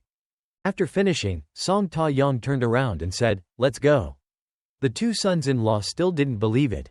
Xu Jian was angry and threw the banner to the ground, cursing, "Damn it. This idiot is lucky." In the Song family's old house, there were lively conversations. "Haha, I was just worried about the calligraphy collection of the Huang family. I heard that Xiao Sha from Yang City suddenly came to visit, so I had to invite him to my house right away. This is the true powerholder of the Song family, Song Chongqing."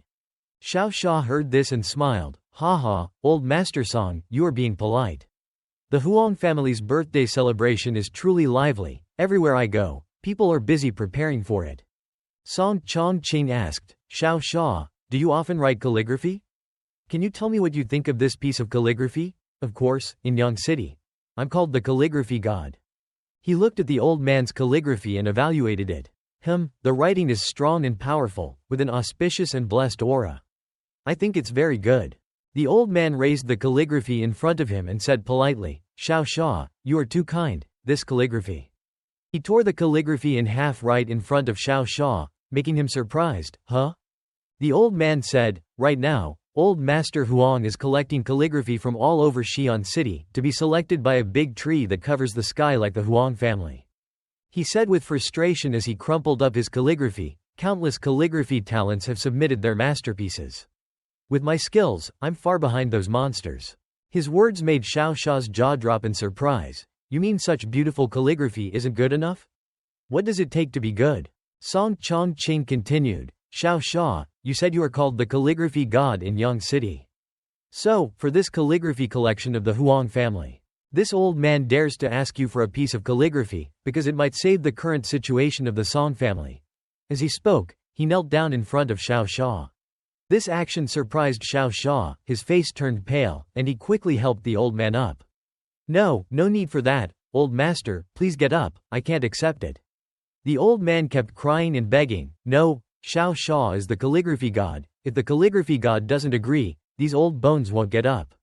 If I don't get selected in this calligraphy collection, I won't be able to live peacefully." Xiao Sha stammered, unable to speak. He was caught between a rock and a hard place. He couldn't refuse, but he couldn't accept either. "No, I was just bragging." "You old man thought it was real?" The old man refused to get up and continued to cry and whine, making him helplessly agree. All right, I agree, okay? You agree? Great." The old man immediately stood up, as fast as a bullet, and even changed his attitude to cheerful and enthusiastic. "A big figure like you wouldn't go back on your word, right? You are truly a good person, Xiao Sha." He looked at the old man in disbelief and thought, "You stood up so fast, are you faking it? It seems I've been tricked." He scratched his head awkwardly and said, "All right, old master, please go out first, tell So Chen to come in and talk to me." "All right, while I talk to him." "Damn it, this old fox is intentionally taking advantage of my age." Song Chongqing immediately agreed. "All right, I'll leave it to you, Xiao Sha."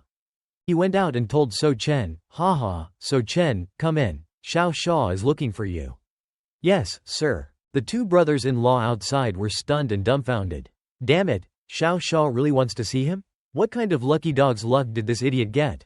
So Chen opened the door and walked in, greeting Xiao Xia. Xiao Xia, you finally came. I just bragged in front of the old man, now he asked me to write calligraphy for him. Quickly take a look and tell me what you think. So Chen walked closer and complimented, I didn't expect Xiao Xia to be so handsome and polite, and to have such calligraphy skills. I had to appreciate it carefully. So Chen looked at the calligraphy Xiao Xia had just finished, his face turned pale. The calligraphy was messy, like a worm, it wasn't calligraphy at all. He could only decipher it as, happy birthday to the old master. Xiao Xia asked impatiently and confidently, what do you think? It's not bad, right? So Chen sweatily replied, you call this not bad? Then So Chen made a suggestion, Xiao Xia, why don't I write it? Just tell him later that you wrote it.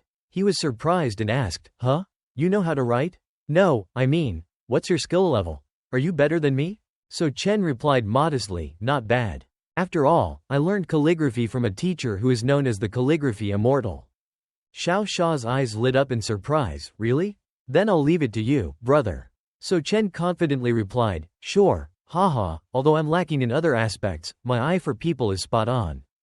Xiao Xia recalled that yesterday he paid attention to So Chen because he discovered that he wasn't actually a fool. On the contrary, he felt that So Chen was like a cunning fox hiding his talents, with the bearing of a great general.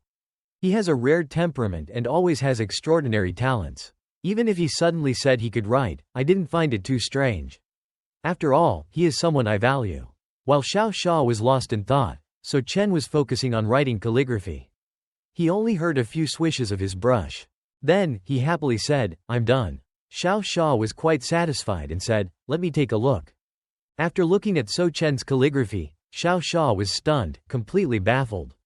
So Chen stood beside him and asked, what do you think? It's beautiful, right? So Chen's calligraphy scared Xiao Xia. Damn it, what kind of cow wrote this? It feels even worse than mine, I've mistaken the wrong person. Old Master Song outside impatiently knocked on the door. Knock knock, Xiao Xia, have you finished writing? My old man is eagerly waiting for your masterpiece. Xiao Xia panicked and answered, wait a moment. Xiao Xia trembled, thinking, if I give him the calligraphy So Chen wrote, I'll lose face. I have to quickly write another one. But before he could write, So Chen opened the door and invited the old man in.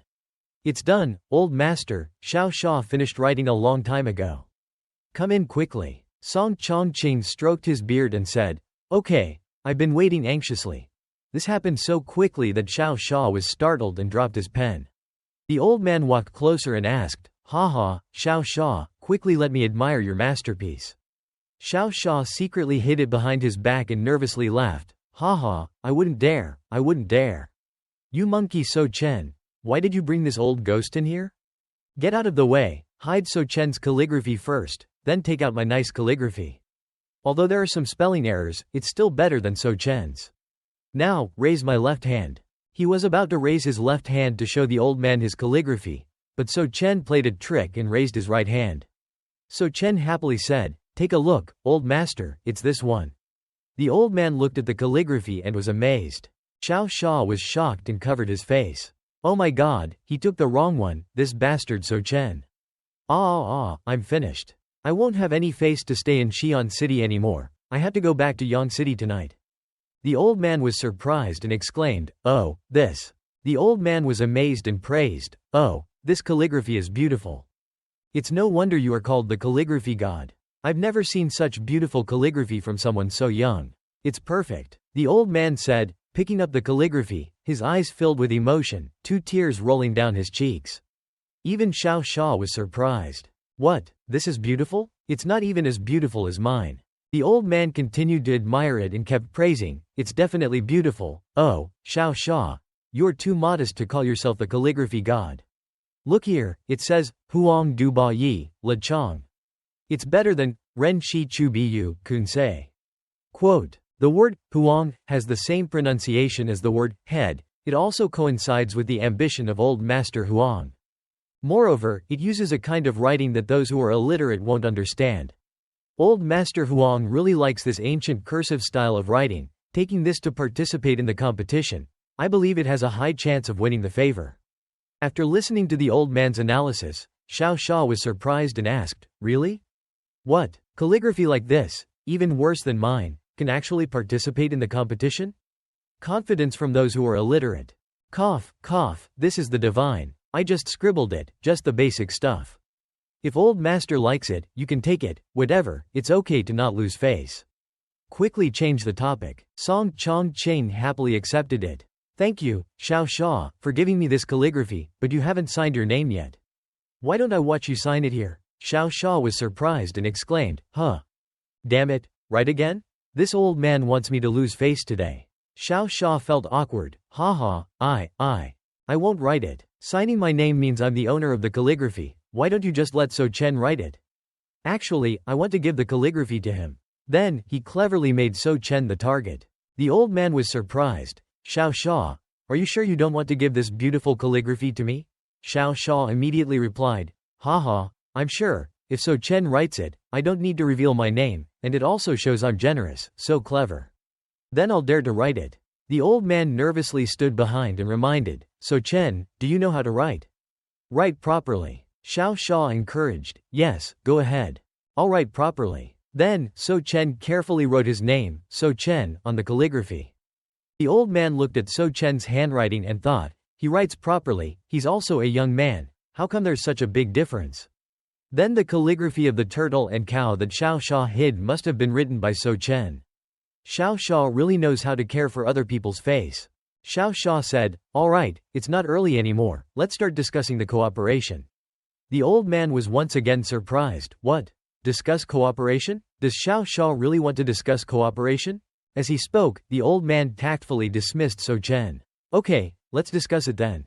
So Chen, you're free now, go out first.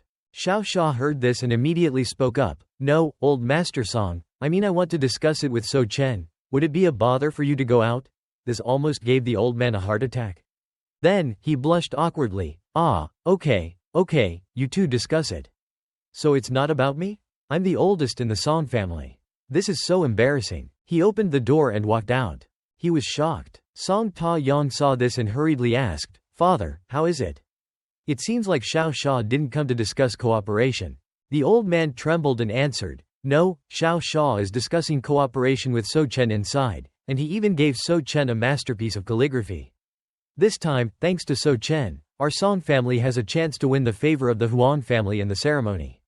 His words made the children very surprised and asked, What? Inside, Xiao Xia said to So Chen, Alright, So Chen, I'm very grateful you gave me face, but I won't easily give you this opportunity to cooperate. Let me make it clear, before I came to the Song family, I went to Yi Xiao's place, and we talked about cooperation. After all, if I had to choose a side to cooperate with, the Yi family is slightly better than the Song family. So Chen also agreed, that's right. Xiao Xia continued, I still have a team at Yi Xiao's house. I told them that if I don't reply to them before 12 o'clock, they will sign the cooperation agreement with the Yi family on my behalf. In other words, your Song family wants to get the cooperation of the Huan family. You only have a few minutes left. Next, I will ask you a few questions. If you answer me to my satisfaction, I will abandon the Yi family and choose to cooperate with the Song family. But if your answer doesn't satisfy me, I can only apologize to the Song family. Outside, Lin Xinping was still angry and jealous. Damn it. Why does Xiao Xia want to discuss cooperation with So Chen? Looking at the way Xiao Xia likes So Chen, he won't randomly cooperate with him, will he?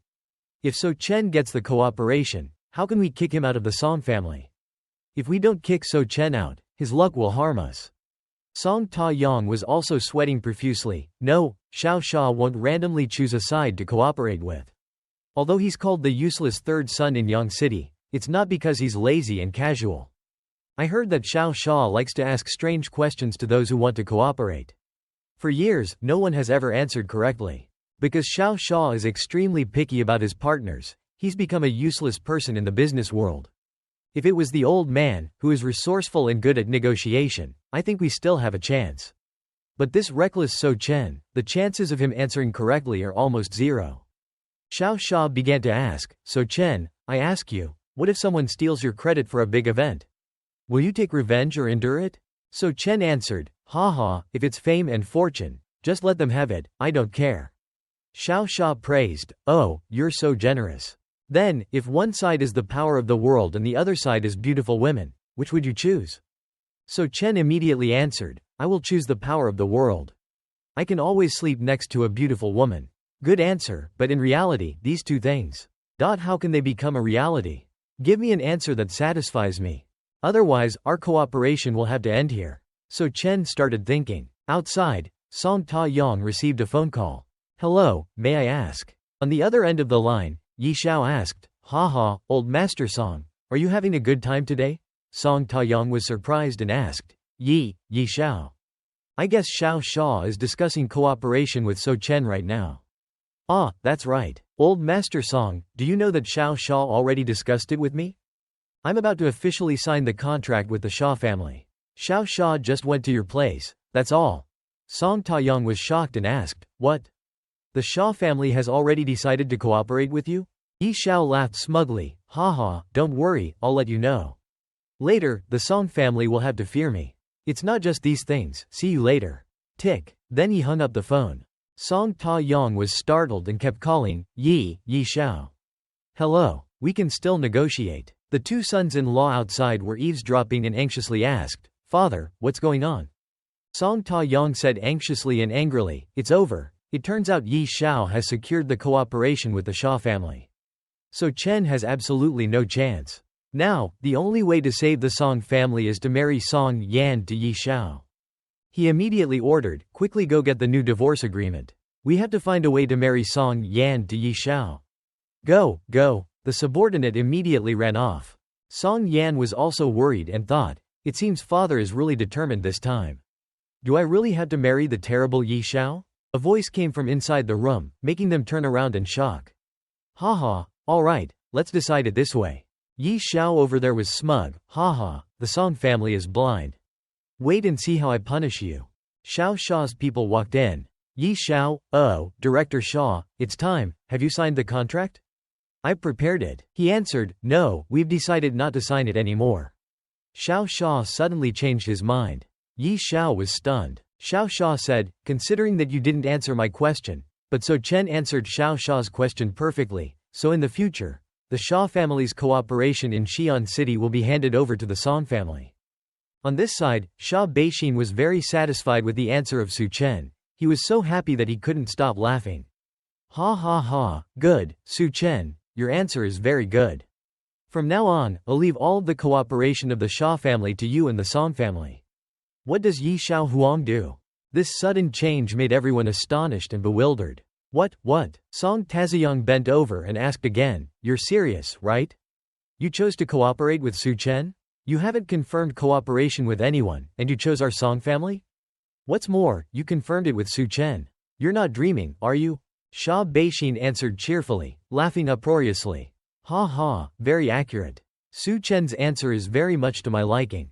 Indeed, it's the best choice in my heart. Remember what happened just now, Su Chen. You said you wanted to rule the world when awake, and sleep with beauties.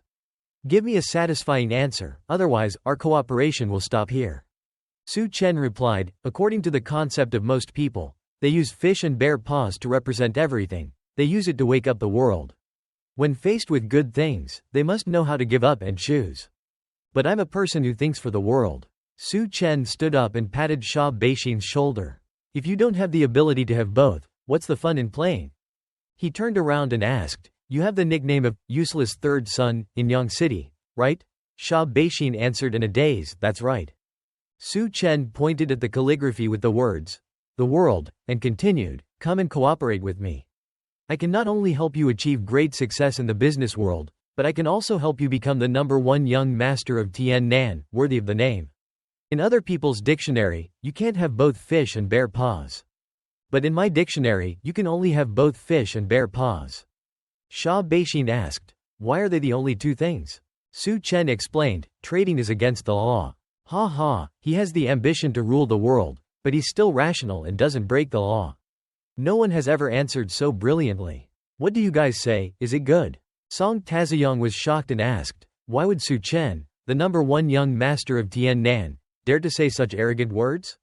Sha Beixin doesn't find it crazy, but he likes it. What kind of taste is this? Shah Beishin turned around and left, saying, "Since I've decided on the cooperation, I won't stay anymore." Su Chen also said, "I'll see you off." HMPH, I told you Shah Beishin has a special taste. Of course, we had to treat the illness. Song Taeyong's daughters and sons-in-law didn't know anything. They came with the divorce agreement and said, "Dad, the divorce agreement is here. Now, quickly ask Su Chen to sign it." Dad, you must know that today Su Chen didn't provoke Shah Beishin, but that doesn't mean he won't in the future. That's right, this guy dared to hit Yi Xiaohuang. For the sake of the family, we should take advantage of this opportunity. Song Taeyong said, "You two are right, you're really right." The two sons-in-law thought it was true and laughed gleefully. "Dad, I agree. Wait until Su Chen is kicked out of our house and see if he's still so arrogant." Then, he showed the divorce agreement in front of the two sons-in-law. He saw that Su Chen had said that the two of them were blind, which was very true, making them bewildered and disbelieving their own eyes.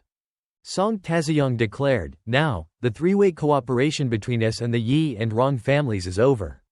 Now we only rely on Su Chen to cooperate with the Shah family and the handwriting your Shah family wrote. If we kick him out now, what do we use to fight against the two families? What do we use to participate in the Golden Dawn ceremony? You're really a bunch of shallow people. You two should go back and reflect." "But Dad, what's going on? You're speaking up for Su Chen? Are we dreaming?" On this side, there were continuous sounds of breaking things. "Damn it, Su Chen. It's Su Chen again. And you too, Song Taeyong, you dare to keep that idiot to get my cooperation." Very good. Because the cooperation with the Shah family failed, Yi Xiaohuang is taking his anger out on objects. He clenched his fist and swore, "Starting today, I'm officially opposing you, Song Taeyong. I have to let you know, this is Tian City, not the Yang City of the Shah family." At the Song family residence, Song Rani walked out and said, "Su Chen, I finished talking about the cooperation with the Shah family with Dad and Grandpa. We can go now." Su Chen happily replied, "Okay, wife." Su Chen's two brothers-in-law gritted their teeth in anger. He only got one cooperation deal. Look at him, so arrogant. I curse him to die an uneasy death. Song Rani and Su Chen were about to leave when they suddenly heard a loud scolding, making them turn around in surprise. You dog, Su Chen, where are you? You dare to hit my son, and you don't kneel down and apologize?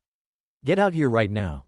It turned out to be the second son of old Master Song, Song Muyang, Song Taeyong's younger brother. He was scolding angrily. Following him was his fourth son, Song Kanggang, whose face was swollen from being beaten. Seeing that someone was looking for trouble with Su Chen, the two brothers-in-law were excited.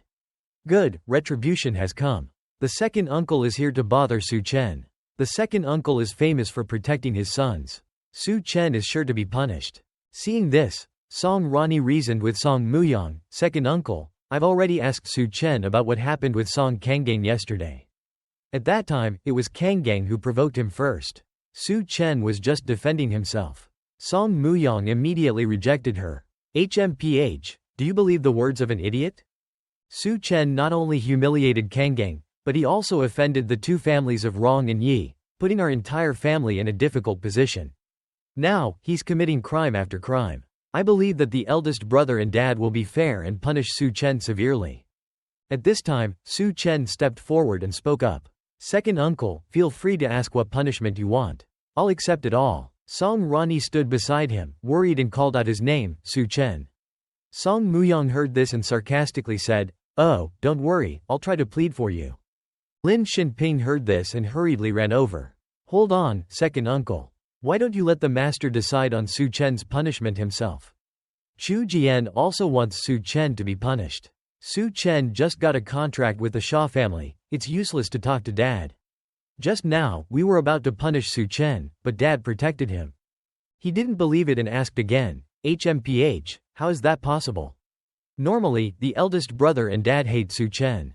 What's more, you always punish Su Chen according to family law. Could they possibly ignore Kanggang to protect an idiot? Besides, you said that Su Chen got a contract with the Shah family? That's ridiculous. Wait until I go talk to the eldest brother and dad and see how they deal with Su Chen. When he arrived, old Master Song confirmed, that's right, Su Chen did get the Shah family's contract. Is there a problem? At this time, Song Muyang and his son dared to believe. They were shocked and asked again, what? Su Chen really got the contract? Song Taeyong also spoke up for Su Chen. What's more, I think Su Chen is very honest. He wouldn't hit someone without a reason. Old Master Song added, yes, I'm sure it was Kang Gang who provoked him first, and Su Chen was only defending himself. This made the father and son dumbfounded. How is this possible? Su Chen beat someone, it's as clear as day. Why are they protecting him? Not only that, Song Taeyong also turned to reprimand his grandson, Kang Gang. Su Chen is your brother-in-law. He's so honest, why would you bully him? You're truly unfilial. Old Master Song also said, yes, I see that you, Song Muyang, are a father who doesn't know how to discipline his child. Dad, I'll punish the two of you to copy the family rules 10 times. Go back. Hearing the final judgment from the old master, the father and son collapsed to the ground, dejected. In the end, they were the ones who were punished. They returned home, terrified. Their spirit was as low as their initial arrogance. Lin Shinping sighed, I predicted this outcome. Why didn't you listen to my advice? The two of them were unhappy and went home angrily. Su Chen called out to Song Rani, wife. I have something I want to ask you about Song Muyang. He said, and then took Song Ranyi's hand. This made her blush in embarrassment. What? She thought in surprise. Why is he suddenly holding my hand? We're just a couple in name only. Su Chen said, without noticing his own rascal behavior, think carefully. Have the second uncle and dad had any conflicts recently? This was the first time Song Rani had held a man's hand, making her feel awkward. Song Rani softly replied, there's no direct conflict, but the second uncle has always been against dad since they were young. Dad and the second uncle often disagree with each other. Su Chen picked up a cup of tea and enjoyed it. Looks like I'm right. Xiaoshu is the only son of Song Taeyong. If Xiaoshu died, then naturally the next family head would be passed down to Song Muyang's family. Maybe the poison was done by Song Muyang's side. But wife, why is your face so red? Song Ranyi's two older sisters noticed this from afar and asked, third sister, your face is burning. Are you sick? Song Rani blushed in embarrassment and replied, no, I'm not. But in her heart, she thought, why hasn't this guy let go of my hand yet? At Song Kanggang's villa, he was constantly yelling for his mother to avenge him against Su Chen. He was using both his feet and hands to copy the punishment. He had to copy the punishments for himself and his father, but he couldn't stop crying, I must avenge Su Chen. Suddenly, Song Kanggang appeared and comforted him, fourth brother, don't worry. I know about you and dad. Third brother will definitely avenge you. Song Kanggang was overjoyed and ran to his third brother, finally, you're back. Have you learned that thing? He smiled confidently and replied, HMPH, I've apprenticed under a master. Although I've only learned a little, it's enough to deal with ordinary people. Before, there was Taoist Zhang here, so I didn't dare to make a move. But now Taoist Zhang is gone, and that idiot Su Chen dares to be reckless in front of me. He said, and then took out a black bag and shook it constantly and sighed. He had a sinister smile and said, I'll definitely let that Su Chen taste some pain. It turned out that there was a snake inside the bag. Song Kanggang was happy and excited to see this.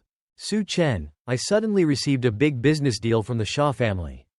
Song Rani was sitting there complaining about a mountain of paperwork. But after I received it, I gave you full authority. Don't you think that's too much? Su Chen was cleaning up and happily said, ha ha, wife, I said I'd use that deal to help you, but I'm completely clueless about business. Wife plows the field, I weave cloth. Wife cooks, I water the plants. So I'll leave these matters to madam. You do your duty, and I'll do mine. Song Rani helplessly rubbed his head and sighed. You're never going to be good at anything besides cleaning up. Can't you do something more practical? Suddenly, there was a loud noise. Su Chen stood motionless, his face serious. Song Rani asked cheerfully, Su Chen, what's wrong? She thought, maybe I've scolded him enough, and he finally wants to do something decent. Su Chen put his hand on his head, took off his hat, and stammered, I. Song Rani was eagerly waiting for him to speak. Finally, Su Chen blurted out, I need to use the bathroom. Song Rani could only hit her head on the table helplessly. She looked at Su Chen and thought, he needs to use the bathroom, but he's acting like this. He's getting more and more unruly. A spirit snake appeared on the ceiling. Su Chen thought, HMPH, I knew it. It's just a petty spirit snake. It dares to attack a descendant of the 9th generation like me? Su Chen immediately used his internal energy to use the yin-yang reverse force technique, feather duster technique. The spirit snake was immediately subdued. Su Chen immediately grabbed it. HMPH, This snake seems to be from the Black Vu sect. But I seem to have made too many enemies recently. Which blind fool dared to attack me in my wife's room? Outside the room, someone's voice said, "Third Miss, Yi Xiao Huang is here to visit. The master said that you two should come out." Su Chen thought, maybe it's Yi Xiao Huang. With his strength, he could very well send someone to do this. Alright, let him trip over his own feet. Wife, let's go. We have a distinguished guest to see. Yi Xiao Huang was sitting in front of Song Muyang, talking. The three-way cooperation is about to be handed over to you. Ha ha ha, thank you, Yi Xiao Huang. Song Rani and Su Chen appeared. Seeing the two of them dejected, they asked with concern, "Dad and Mom, what's wrong?" Song Taoyang sighed. Yi Xiao Huang deliberately handed over the three-way cooperation to Song Muyang in front of us. It seems that Yi Xiao Huang has decided to support the second son to suppress us. Song Rani was shocked and asked again, to support the second uncle? Yi Xiao Huang thought smugly, HMPH, Song Taoyang, I deliberately gave you the cooperation deal in front of you. You must be regretting it now, right? Su Chen appeared and waved hello. Good evening, Yi Xiao Huang. Did you sleep well last night? You didn't catch a cold? Hearing Su Chen say this, Yi Xiao Huang's memories flooded back. Suddenly, he felt suffocated. He fearfully covered his head and said to Song Muyang, let's go into the room. Song Muyang was confused. What? Didn't Yi Xiao Huang say he wanted to discuss this here so that my eldest brother could see? No, it's quieter in the room. Seeing his reaction, Su Chen chuckled. Look at how startled little Yi is. But it's here now, little tadpole, quickly go back to your mother. The spirit snake crawled out of Su Chen's trouser leg and hissed. Su Chen's brothers-in-law and sisters-in-law were extremely frightened. It's over. It seems that Yi Xiao Huang is really supporting the second uncle. The second uncle's business was already developing very well. Now he's gotten this deal. I guess Dad is going to lose his position as head of the family. We'll all be avenged. Su Chen appeared and reassured everyone, don't worry, didn't I already get the Shaw family's contract? The Shaw family's cooperation with the Yi family is not on the same level. Lin Xinping heard this and angrily shouted, you idiot, do you think getting the Shaw family's contract is enough for a lifetime? The Shaw family just arrived. How can they compete with a local snake like Yi Xiao Huang? Su Chen calmly replied, oh, is that so? It's good enough to make them laugh. Then, he secretly raised his finger. A heart-wrenching scream, made everyone pay attention. Song Kanggang appeared with Song Kanggang, laughing gleefully. Ha, Su Chen got what he deserved. Third brother just made a move and handled it immediately. Kanggang reminded him, be humble. After all, you come from a prestigious family. The two of them intentionally took out their phones to record the video. This miserable sound, I had to broadcast Su Chen's dog like howling directly. But after looking carefully at their phones, the two brothers were shocked. It was Yi Xiao Huang and Song Muyang, their father, who were howling miserably. Snake, a snake bit my butt. Unfortunately, they were live streaming, with 38 people watching this embarrassing scene. They were commenting one after another. I think that's Yi Xiao Huang, right? Isn't this Su Chen? Yi Xiao Huang looks so miserable. At this moment, the two of them were shocked and exclaimed, oh, why is it Yi Xiao Huang? Song Taoyang appeared and asked, what's wrong? Why is Yi Xiao Huang like this? Song Muyang replied, I don't know either. It seems that Yi Xiao Huang was bitten by a snake. Then quickly call an ambulance. The two brothers, Kanggang and Kanggang, were now trembling with fear. It's over. Third brother seems to have bitten the wrong person. Can he detoxify? Kanggang whispered, go and detoxify now? That's like seeking death. But Su Chen could see through this. What do you think? There's a trace of the Vu technique on that person. I remember Song Kanggang's third brother. His aura is similar to that poisonous snake. Could it be that I misunderstood Yi Xiao Huang? Song Muyang was worried about Yi Xiao Huang. It's over. We can't wait for the ambulance anymore. Does anyone know how to give first aid? Su Chen took Yi Xiao Huang's shoe and scooped some water from the pond. He said to everyone, don't worry, I know. Song Taoyang was surprised and asked, Su Chen, why are you taking Yi Xiao Huang's shoe? Su Chen held the shoe filled with water and replied, don't you know yet?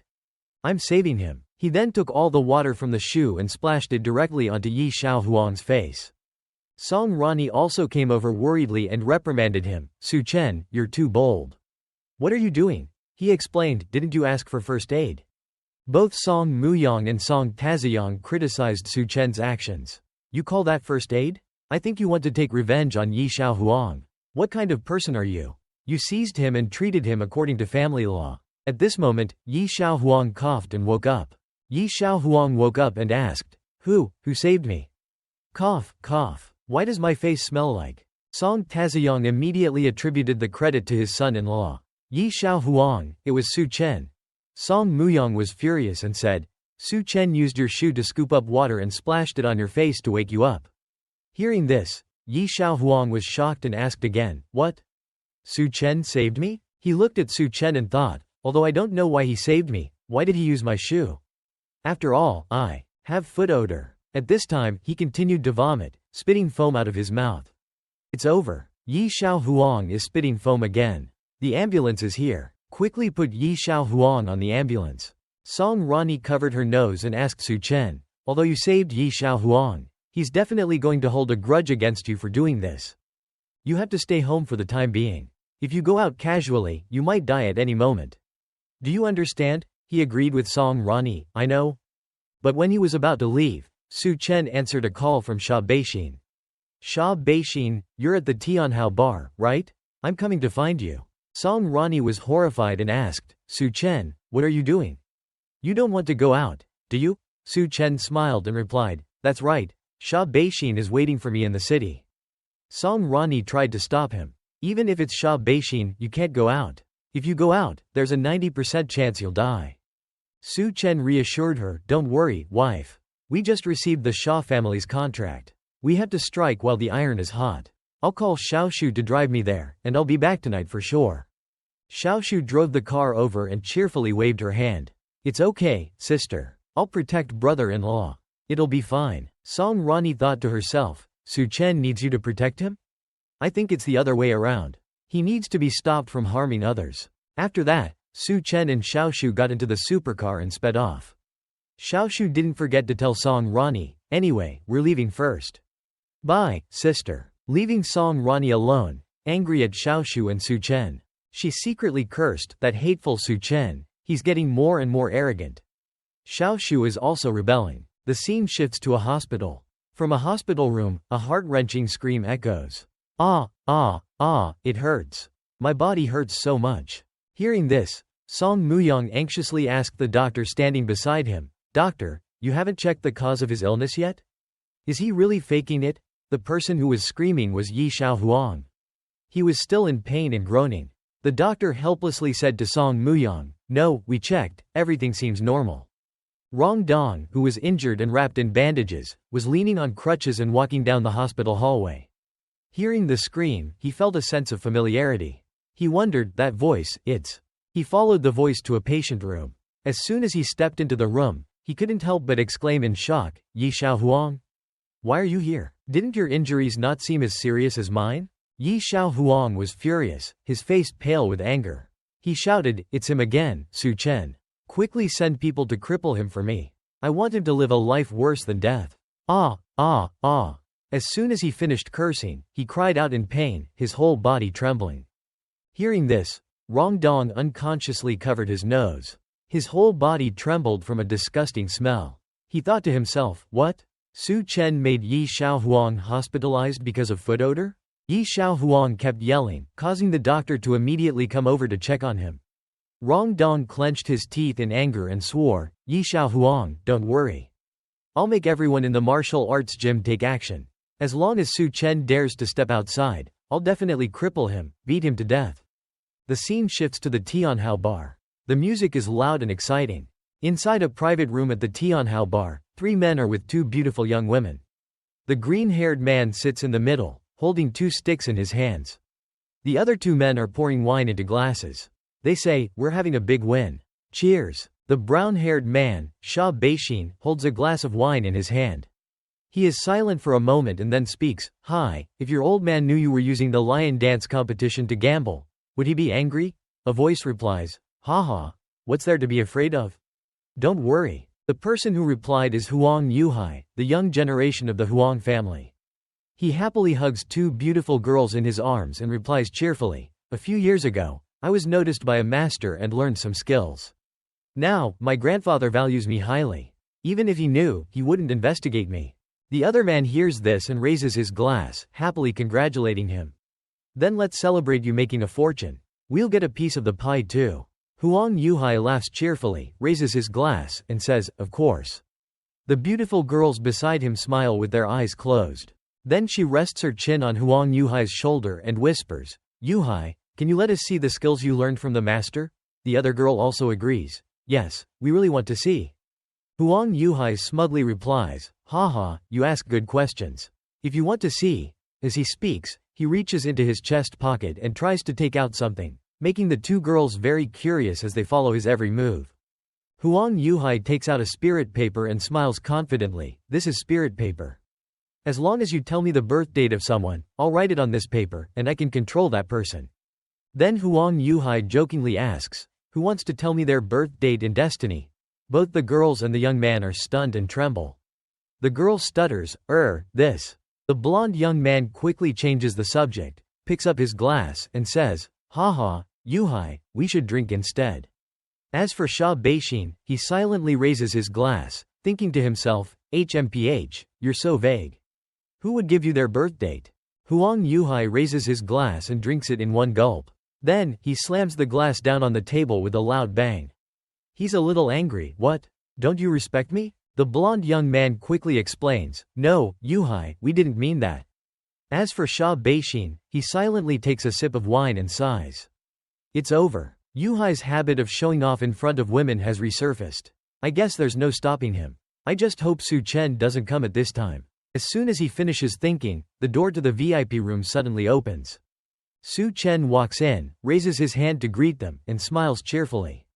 Sorry, I'm late. Sha Beixin, who was in the middle of taking a sip of wine, spits it out. Huang Yuhai, who is still holding the two girls, says upon seeing Su Chen, oh, you're here. Is this the new friend you mentioned? Sha Beixin uses his hand to wipe away the wine at the corner of his mouth and thinks to himself, Su Chen, you're really coming at the right time. The blonde young man claps his hands and smiles slyly. The foolish son-in-law of the Song family is here. Don't we have a birth date now? Huang Yuhai hears this and says, yeah, you idiot, show some respect. Wait here, give me your birth date. After I've had some fun, I'll let you off. The two girls are also interested in looking at Su Chen. Su Chen is surprised and asks, huh? You're going to let me off? Huang Yuhai calmly replies, yeah, of course. After hearing this, Su Chen calmly says, hey, are you crazy? You raised your hand, pointed at Huang Yuhai, and continued. You just came in and asked my date of birth. Do I know you? Why are you being so nice to me? Are you a Buddhist monk or something? The 5 people in the VIP room, except for Su Chen, were all dumbfounded and astonished after hearing these words. Each person had a different expression, but the most upset person was probably Huang Yuhai. Sha Bei was scared to death. He put his hand on his forehead and pondered. Su Chen, who are you scolding? I told you to come here to get acquainted with these bigwigs and make some money, not to scold them like this. After thinking for a moment, Sha Bei immediately stood up to defend Su Chen. Haha, Yuhai, Su Chen is a business partner of mine. He's new here so he doesn't understand. I'll give you his date of birth, don't be so hard on him. Huang Yuhai was furious. He gritted his teeth and said coldly, for Sha Bei's sake, I'll let him off this time. Sha Bei smiled brightly like a flower. Okay, here's my date of birth. After giving his date of birth, he thought to himself, phew, although the Sha family is no weaker than the Huang family, this is the Huang family's territory. It's difficult for a dragon to control a local snake. I'd better help Su Chen correct his mistake. But Su Chen didn't understand. He pointed at Huang Yuhai and asked Sha Xiao, isn't it true? You called me here tonight so that this idiot from the Huang family can pretend to be a god? After hearing this, Sha Xiao was stunned for 5 seconds. Huang Yuhai was also dumbfounded. His eyes glared at Su Chen fiercely. Sha Xiao immediately stood up. He cursed silently, damn it, you called him an idiot? I finally managed to defuse the situation. And you're pouring oil on the fire? Sha Bei was also furious and stood up, pointing at Su Chen's face and scolding, how dare you talk to Mr. Huang like that? Kneel down. Although he had been defended by 2 handsome young men, it seemed that it was not successful. Huang Yuhai was directly enraged, his face turned black. He said coldly, forget it, no need to send him. I'm afraid others will say I'm bullying the stupid. The two young men were astonished and dumbfounded, not knowing what was going to happen next. Suddenly, Huang Yuhai let out a cunning smile. He continued, let's make a bet. I will use Sha Bei to perform some miraculous magic tricks. If I prove that I'm not pretending to be a god, you have to kneel down and leave this bar on your knees. Su Chen smiled confidently and put his hand on Sha Bei's shoulder, asking, what if you can't prove it? Then he smiled with narrowed eyes and continued, you'll kneel down in front of me, right? While talking, Su Chen secretly stuck a talisman on Sha Bei's back. Huang Yuhai thought he had found a sucker and laughed heartily, no problem, I agree with you. The girl next to him smiled with narrowed eyes, nice, there's a good show to watch. The blonde young man also laughed happily. The only person who cried was Sha Bei. Su Chen, are you really not going to give up? Su Chen, I know that those supernatural things exist. Sha Bei advised Su Chen once again. Moreover, Yu Hai followed a master for several years. If he doesn't know, he wouldn't be able to brag. So Chen confidently said, don't worry, that idiot's paper talisman is just a toy. After saying that, he thought to himself, I stopped playing with this stuff when I was 6 years old. After obtaining the birth date of Yu Hai, So Chen wrote it on a piece of paper and pasted it on Yu Hai's chest. Yu Hai was still worried, sweating profusely. He still didn't really trust So Chen. On the other hand, Yu Hai confidently said, it's done. My birth date is written down now. Stand firm, little Babs. Next, I'll show you a miraculous moment. The blonde youth also pointed at So Xiao with a mocking tone, Humph, you idiot, just wait to die. Yu Hai was very tense, his whole body trembling. He stammered and asked So Chen, it's too tense, nothing will happen, right? In situations like this, all you need is a confident smile. And So Chen was just like that. He smiled and patted Yu Hai's shoulder to reassure him, don't be afraid, I'll handle it. On Yu Hai's side, his gaze was extremely strange. He used a needle to prick the paper, then ordered, stab Yu Hai. He raised his left hand. Yu Hai was terrified, his face turned pale. So Chen, standing behind, folded his arms across his chest and smiled slightly. Let's see what other tricks Yu Hai has up his sleeve. A few seconds later, Yu Hai worriedly thought to himself, this feeling. I don't feel anything. Are you kidding me? Yu Hai was confused, not understanding what was happening. A silent atmosphere enveloped the room. Seeing this, the blonde youth turned to Yu Hai and asked, Brother Yu, is this useless? Yu Hai was also sweating profusely. He replied, Humph, the program's effect will only activate after drinking the wine. You see, after saying that, he took the sharp needle and repeatedly pricked the paper, ordering, stab Yu Hai. He raised his right hand. Stab Yu Hai. He raised his right hand again. On Yu Hai's side, he was still dazed and confused. He thought, oh, still no feeling. Is Yu Hai joking? Moreover, he now felt that Yu Hai was like a crazy person. So Chen saw this behavior of Yu Hai and happily laughed. On Yu Hai's side, he was now sweating profusely. He tightly gripped the paper in his hand, his other hand continuously pricking the needle on the paper, and he ordered, stab Yu Hai. Raise your left hand. Stab Yu Hai. Raise your right hand. He thought to himself in discomfort, what's going on? It usually works 100% of the time. Why isn't it working at all today? This made the two girls and the blonde youth behind him panic. He continued to stubbornly order, stab Yu Hai. Raise your left leg. Stab Yu Hai. Raise your right leg. On Yu Hai's side, nothing changed. So Chen chuckled to himself, to deal with this kind of technique, I had to resort to a talisman I drew when I was 6 years old.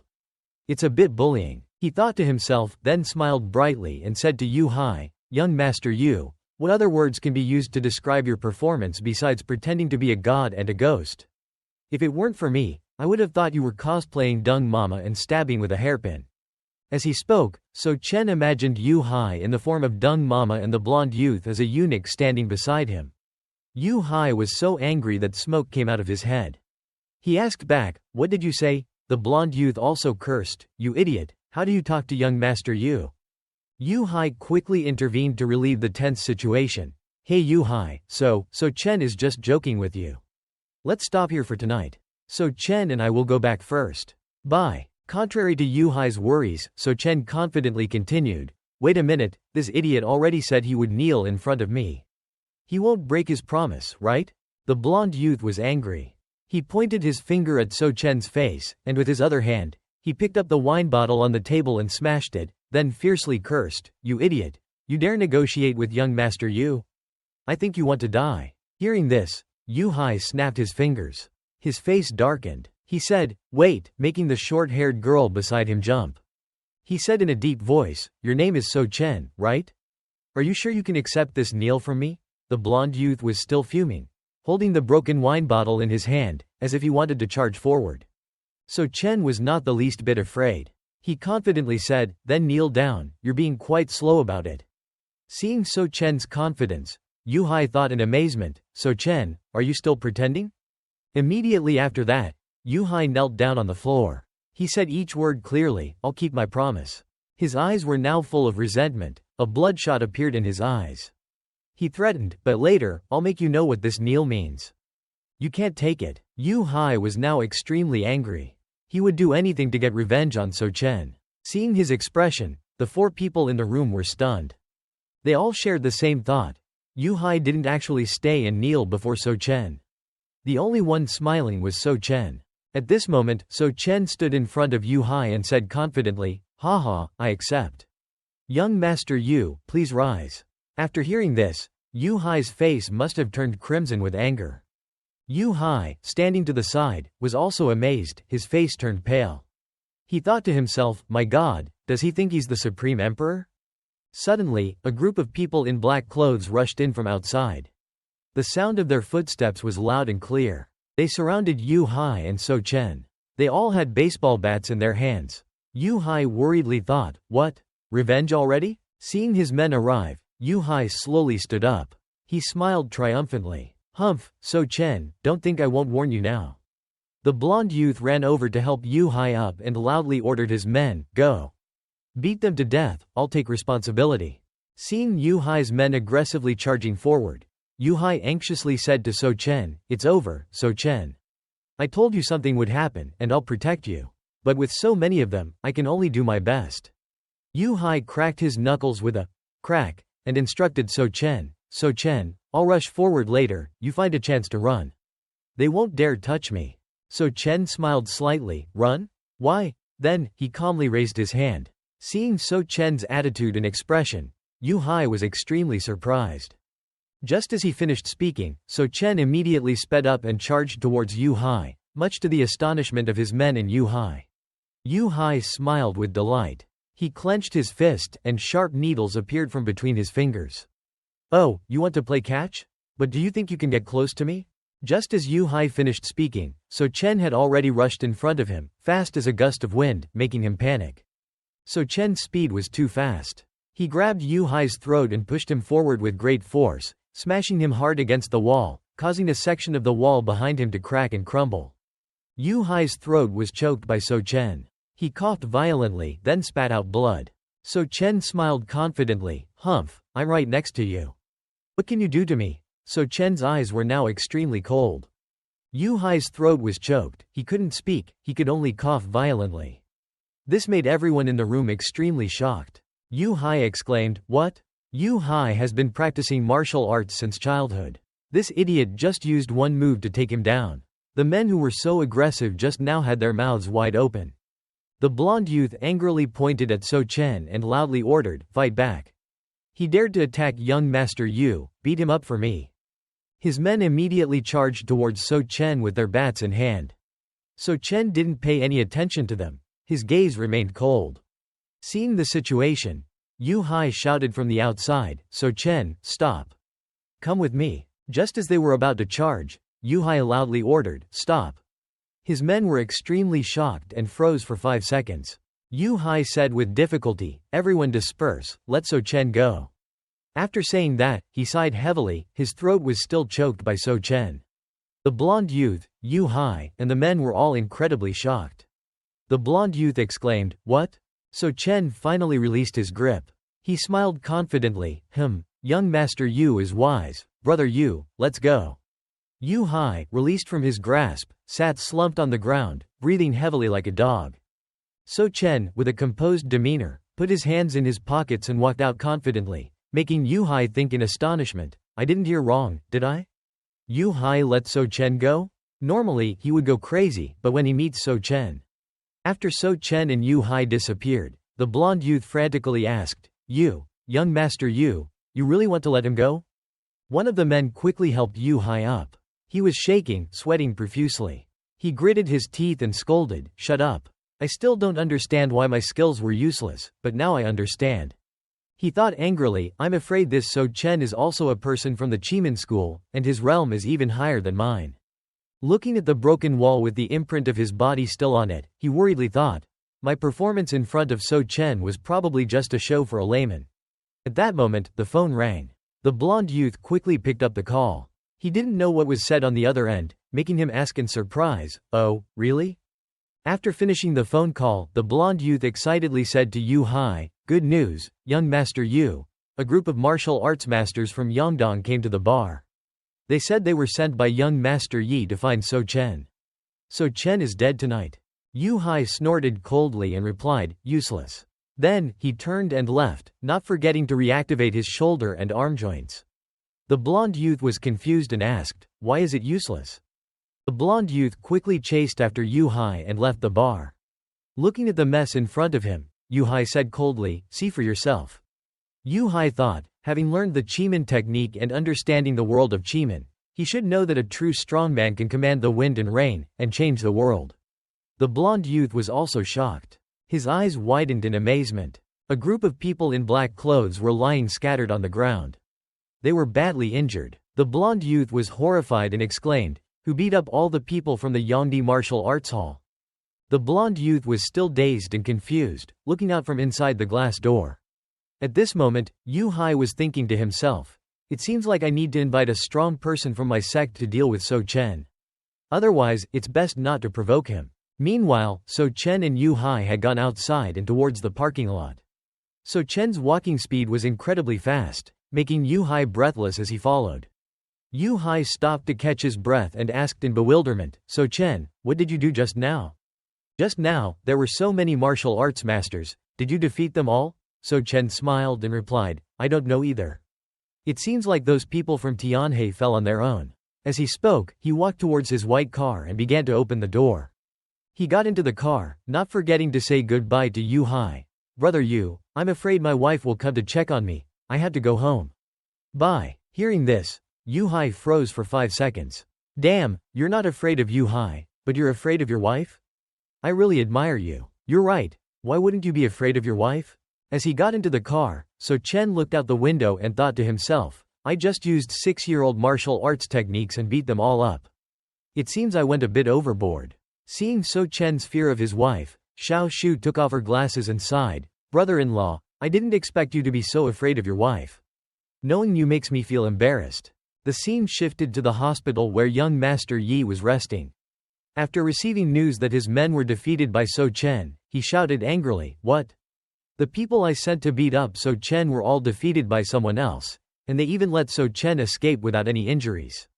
Young Master Yi clenched his fists in anger and thought to himself, "Could it be that the strong person I invited to save So Chen? Why would young Master Sha care so much for that idiot?" Young Master Yi's mother saw his discontent and brought him a pear. She put it in his hand and said softly, "It's okay, my son. Perhaps young Master Sha has a special liking for something. Eat a pear to calm down." Young Master Yi also reached out to take the pear from his mother's hand. Suddenly, his hand was struck by an impulse that caused it to go numb. He cried out, "Ah! My arm is numb. Ah! Now everything I touch feels numb. Mom, don't touch me." His mother panicked and called out, "My son." Seeing her son in pain lying on the hospital bed, young Master Yi's mother thought angrily, "Damn that So Chen, he dared to hurt my son like this. I must get revenge and make him suffer." The next day, news spread online, shocking. Young Master Sha, the hero of Yangcheng, chooses a partner. The reason is So Xiao, the foolish son-in-law of the Zhao family. Tiancheng Daily. Miss Song San is betrayed. The third party is young Master San of the Sha family. Song Kangheng read this news and laughed happily. "Isn't this So Xiao? No wonder young Master Sha values him so much. It turns out he's offering his chrysanthemum." At that moment, Song Yan and So Chen walked out from inside. Song Yan heard Song Kangheng's mockery. She was angry and said, "Song Kangheng, it's early in the morning. What nonsense are you talking about?" Song Kangheng sneered, held up his phone and said, "Haha, Sister Yan, this isn't me talking nonsense. The whole city is talking about it. I'm just here to inform you. After informing So Chen and Song Yan about this news, he proudly turned and left, not forgetting to sarcastically add, "Oh, I didn't expect your whole family to not only ruin So Chen's fortune, but also make him do this. It's really progressing, haha." Hearing this, Song Yan angrily shouted, "Kang Hung." Seeing Song Yan's anger, So Chen ran over and smiled brightly, comforting his wife, "Wife, don't be angry. I haven't paid attention to these rumors before." Song Yan sighed, "Husband, I know you're thick-skinned and don't care, but the important thing is Sha Yuhai. The Sha family is a prominent family. These rumors spread everywhere and could affect our cooperation." So Chen continued to comfort Song Yan, "It's okay, wife. If these rumors harm our virtue, heaven will surely punish him." As he spoke, So Chen secretly did something with his hand. Song Yan helplessly replied, "Humph, you just hope for heavenly punishment. You're only comforting yourself." Just as she finished speaking, a scream rang out, making her extremely shocked. So Chen smiled slightly. Song Yan turned and asked So Chen, "What was that noise? It sounds very tragic." So Chen softly replied, "Hey, go see for yourself and you'll know." The scream continued, "Ah ah ah. It hurts so much. Ah." After hearing So Chen say, "Go see for yourself," Song Yan asked, "So what?" So Chen didn't say anything, just smiled. It turned out the scream belonged to Song Kanghung. He continued to cry for help, "Ah ah ah. Help." As he cried for help, he cried tears and snot. He continued to wail, "A snake bit my precious thing. It hurts so much. Ah." So Chen was so evil, he let a snake bite his precious thing. Will he become a eunuch? Song Yan saw the scene in front of her and couldn't help but be frightened. She covered her mouth with her hand, sweat dripping down her face. She thought to herself, what to do? Why is there real retribution? Could it be that So Chen is telling the truth? On So Chen's side, he stood beside Song Yan, grinned, and took out his phone to record Song Kanghung's current state. So Chen still had a bright smile on his face as he said to Song Yan, "Wife, don't be afraid. Don't look at these images, you might faint.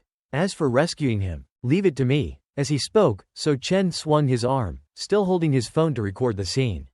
He smiled smugly. In just a second, So Chen kicked Song Kanghung's precious thing, making him feel the pain all the way to his heart and unable to scream. Song Yan, standing nearby, couldn't help but be surprised by So Chen's action. Song Kanghung was in excruciating pain. So Chen's kick had hit two targets, Song Kanghung's little bird and the snake. He arrogantly said, "Go to hell. Fat Sun Vo An Quoc, Buddha Mountain Shadowless Kick, Hong Du Du Tui Jock, Pink Plum Beautiful Feeling." Just then, Song Kanghung's third brother, Song Kanghuo, and two of his men rushed in from the gate.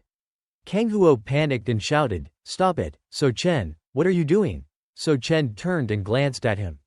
Kanghuo angrily pointed at So Chen and ordered his men, "This idiot dared to hit my brother. Catch him and beat him up for me." The two men rolled up their sleeves and prepared to charge. So Chen responded with a calm smile. He said, "Wait, don't blame the good guy. Look carefully." This made the two bodyguards puzzled, not understanding what was happening. So Chen pointed at the dead snake at his feet and said, "Your brother's precious thing was bitten by a snake. I just did a righteous deed. Did I do something wrong?" Kanghuo looked at his beloved snake, dead at So Chen's feet. He stammered, "That's my missing snake?" Song Kanghung lay motionless, raising his hand tremblingly and saying, "Third brother, quickly detoxify me. I'm in so much pain." Kanghuo immediately ordered his men, "Damn it. Quickly take my brother home." The men immediately came forward and carried Song Kanghung away. Song Yan was full of doubts. After they left, Song Yan asked, "Why did they take Kanghung home? Shouldn't they go to the hospital?" So Chen, scrolling through his phone, replied, "Haha, maybe second uncle has some kind of magical elixir." The scene shifted to outside the Song mansion. Inside the mansion, a scream echoed, "Damn So Chen. You actually accidentally stomped on my son's precious snake." This was the snake my son had been diligently training for years. This rare snake was so obedient to my son. Kanghuo mourned the snake in his hands. He cried uncontrollably. Song Kanghung was back in bed, covered in a blanket. He seemed to have a fever. Song Muyang sat on the bed, helplessly sighing, "It's okay, Kanghuo. Help Kanghung suck out the poison." Then he continued, "Give the two of them some good news. Kanghong, your eldest brother, has successfully won the heart of Miss from the Huang family. He's going to meet Miss Er's parents soon. Hearing this news, both Kang Huo and Kang Hung were overjoyed, and they said in unison, really? The Huang family is the richest family in Tiancheng. Song Muyang clasped his hands together, stroked his chin, and said seriously, yes, the Song and Yang families all want to climb high into the Huang family. But they wouldn't dare dream that we'd be related by marriage to the richest family in Tiancheng. Having the Huang family's support, won't the position of head of the family be in my hands? The scene shifted to the Huang family, the first noble family in Tiancheng. From inside the magnificent mansion, a surprised voice exclaimed, "My God, Sha Hai, did you really write this?" A soft voice replied, "Yes, Grandpa." Huang Zhanhong, the head of the Huang family, was holding a piece of calligraphy. He was amazed and praised, "Excellent. In Tiancheng, no one can compare to you in this calligraphy. Use your calligraphy this time for the Tapton ceremony." Huang Yu Hai, hearing this, was overjoyed and respectfully bowed, "Grandpa, you flatter me. I'm still far from being good." In his mind, he thought, "Humph, this calligraphy was written by a senior from my sect. It won't be easy to get the Tapton ceremony." Huang Zhanhong looked at the calligraphy in his hand and said to Huang Yu Hai, "Okay, help me throw away the rest. I really don't want to look at other people's calligraphy." Huang Yu Hai agreed and turned around to walk forward. He began to tear up the papers with other people's calligraphy. Suddenly, he noticed something nearby. Among the pile of papers, there were many names written on them: health, success. Huang Yu Hai stopped at the name, So Chen. He thought to himself, So Chen, was this calligraphy sent by the Song family? Humph, it's unexpected that this rude So Chen also knows how to write calligraphy. At most, he knows a little bit of skill. His signature is already this bad, I need to see how bad the entire piece is. As he thought, he used his hand to flip the pages to see So Chen's calligraphy. Now, he was holding the paper with So Chen's calligraphy. As soon as Huang Yu Hai opened the paper to look at the calligraphy, he couldn't help but be amazed. The calligraphy on So Chen's paper was like a dragon and tiger fighting. His whole body trembled. Seeing this, Huang Zhanhong also looked over. Huang Zhanhong noticed the calligraphy on the paper. He immediately stood up, pointed at the paper, and asked Huang Yu Hai, "Yu Hai, whose calligraphy is this?" This made Huang Yu Hai startled and confused.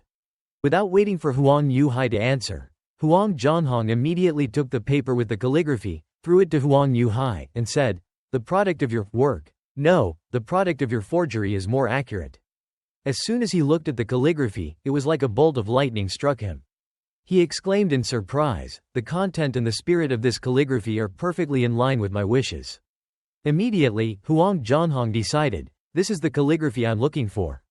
The Tapton ceremony will use this one. Hearing this, Huang Yu Hai asked in confusion, "Grandpa, you're not going to use my calligraphy?" Standing before these perfect strokes, Huang Zhanhong couldn't take his eyes off them. He calmly said to his grandson, "No need, this calligraphy has already expressed everything I want. Your calligraphy is still far inferior to his." This made Huang Yu Hai extremely shocked and disappointed. He angrily said to his grandfather, "But Grandpa, I know the owner of this calligraphy must be that famous idiot in Tiancheng. You can check the signature below. Maybe his signature is so bad that he hired someone else to write it." Having said this to his grandfather, he thought to himself, how could So Chen know calligraphy? He even has better handwriting than my master. Hearing these words, Huang Zhanhong was angry. His eyes turned red, and he turned to his grandson and said coldly, "Don't forget, for the Tapton ceremony, we always choose a talented person, regardless of their background. As long as they write well, their calligraphy will be considered a masterpiece." Huang Yu Hai was furious, but he could do nothing. He replied, "Yes, Grandpa, I understand." He thought angrily in his heart, "Damn So Chen. Wait until the grand ceremony. I'll expose you, reveal that you hired someone else to write it, and make you disgraced in front of the whole city." The scene shifted to the hospital where young Master Yi was resting. His mother was reassuring him, "My son, the doctors here can't cure your illness. Try to endure it. Your father and I have contacted the best hospital in Desheng. We'll transfer you soon." As she spoke, she used a handkerchief to wipe away her tears. Young Master Yi, lying in the hospital bed, was still gritting his teeth, trying to endure the pain. Then, his mother gently placed her hand on his to comfort him. But she forgot that touching anything would send a numbing sensation to him. This was the case again. A numbing sensation pierced through his heart, causing him to scream in pain, "Ah! My hand, my hand!" The doctor is useless. Tell him to come. Tell So Chen to come.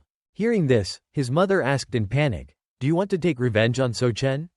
My son, don't worry, last night I had people spread rumors that he has feelings for young Master Shah. Now, just wait for the Shah family to get angry and make him lose this cooperation. Young Master Yi's eyes suddenly turned red. He was in pain, sweating profusely, and his hands trembled. He said, Mom, don't bother with that. It hurts so much. At that time, So Chen knew how to make me wake up. Maybe he knows how to save me. His mother was surprised and asked, are you saying he can do that? I'll have someone contact him now. Very quickly, someone contacted So Chen by phone. He picked up the phone and casually said, hello, who is this? I'm in a meeting with my wife. What is it? Be quick. As soon as So Chen answered, young Master Yi's mother handed the phone to her son. Young Master Yi immediately spoke, So Chen, it's me, young Master Yi. I'm asking you, do you know how to detoxify snake venom? So Chen heard this and gave a cold smile. He replied, young Master Yi, last night, I was almost beaten up by your people at the Tianhao bar. You think it's appropriate to ask me now? I'm hanging up. Young Master Yi heard this and hurriedly said, don't. So Chen, if you can detoxify me, I promise to forget everything that happened before. I and Yongdong will never trouble you again. Young Master Yi spoke with an extremely sincere pleading voice. Seeing him concede and beg, So Chen relented, oh, this is negotiable, but I still want to add a condition. My father-in-law has been unhappy lately because the three-way cooperation is broken. Before So Chen finished speaking, young Master Yi eagerly agreed. Okay. I'll restore the three-way cooperation with Song Muyang. Now, quickly tell me how to detoxify it. So Chen laughed and replied, haha, okay. But speaking of detoxification, I actually don't know how to do it. Yi Xiaohuang heard these words from So Chen. Thinking he was being played, he shouted into the phone, you playing me? So Chen, don't be a jerk. Yi Xiaohuang's mother also heard this, and her body trembled with fear. So Chen sighed and replied, calm down, I don't know how to cure the poison, but I know who can. He then pressed his phone and sent a video to the man, and messaged him, I just sent you a video. Yi Xiaohuang's mother immediately played the video for him. He recognized the snake that had bitten him, so the snake that bit me also bit Tong Shangwang? He couldn't help but exclaim in shock. So Chen continued to say to him, yes, Tong Shangwang was bitten today. He was also in pain and discomfort like you. But the Tong family didn't take him to the hospital, they took him home directly. Not long after, Tong Shangwang started jumping around. Do you find it strange? If you don't believe me, you can call Tong Shangwang and ask him. I'm hanging up. Yi Xiaohuang heard this, his anger flared and veins popped on his face. He said, wait, but it was too late, So Chen had hung up. He was furious, and thought back on the previous events, cursing under his breath, damn it. So Chen means the Tong Muyang family can cure the snake venom? But when I was bitten, Tong Muyang was clearly there. Why didn't he cure me? Thinking about it, Yi Xiaohuang was enraged. His eyes darkened, and he told his mother, Mom, call Tong Shangwang here. I want to see if what So Chen said is true. His mother was also furious and quickly picked up her phone to dial. On So Chen's side, he let out a gleeful smile and said to himself, I can't wait for Tong Shangwang to be questioned by Yi Xiaohuang. At this moment, the door to the room opened. The three of them, Sha Bei, Sha Bei's uncle, and Tong Yan, were happily chatting. Sha Bei's fourth uncle, Sha Yanwan, turned to Tong Yan and laughed heartily, haha, I wasn't confident about the cooperation, but seeing your plan, Ms. Tong, I'm much more confident now. I think in just 1 year, our Bei Chen pharmaceutical company can enter the Tiancheng market. Tong Yan happily replied, thank you, Mr. Sha, for valuing us. We will definitely do our best. Sha Bei ran over and put his arm around So Chen's shoulder, saying cheerfully, So Chen, with your wife, our Bei Chen pharmaceutical company will soar to new heights. So Chen heard this and smiled confidently, of course, haven't you seen who my wife is? Tong Yan. Hearing the two of them being so self-absorbed, her face darkened and she thought to herself, these two, don't they know how to be humble?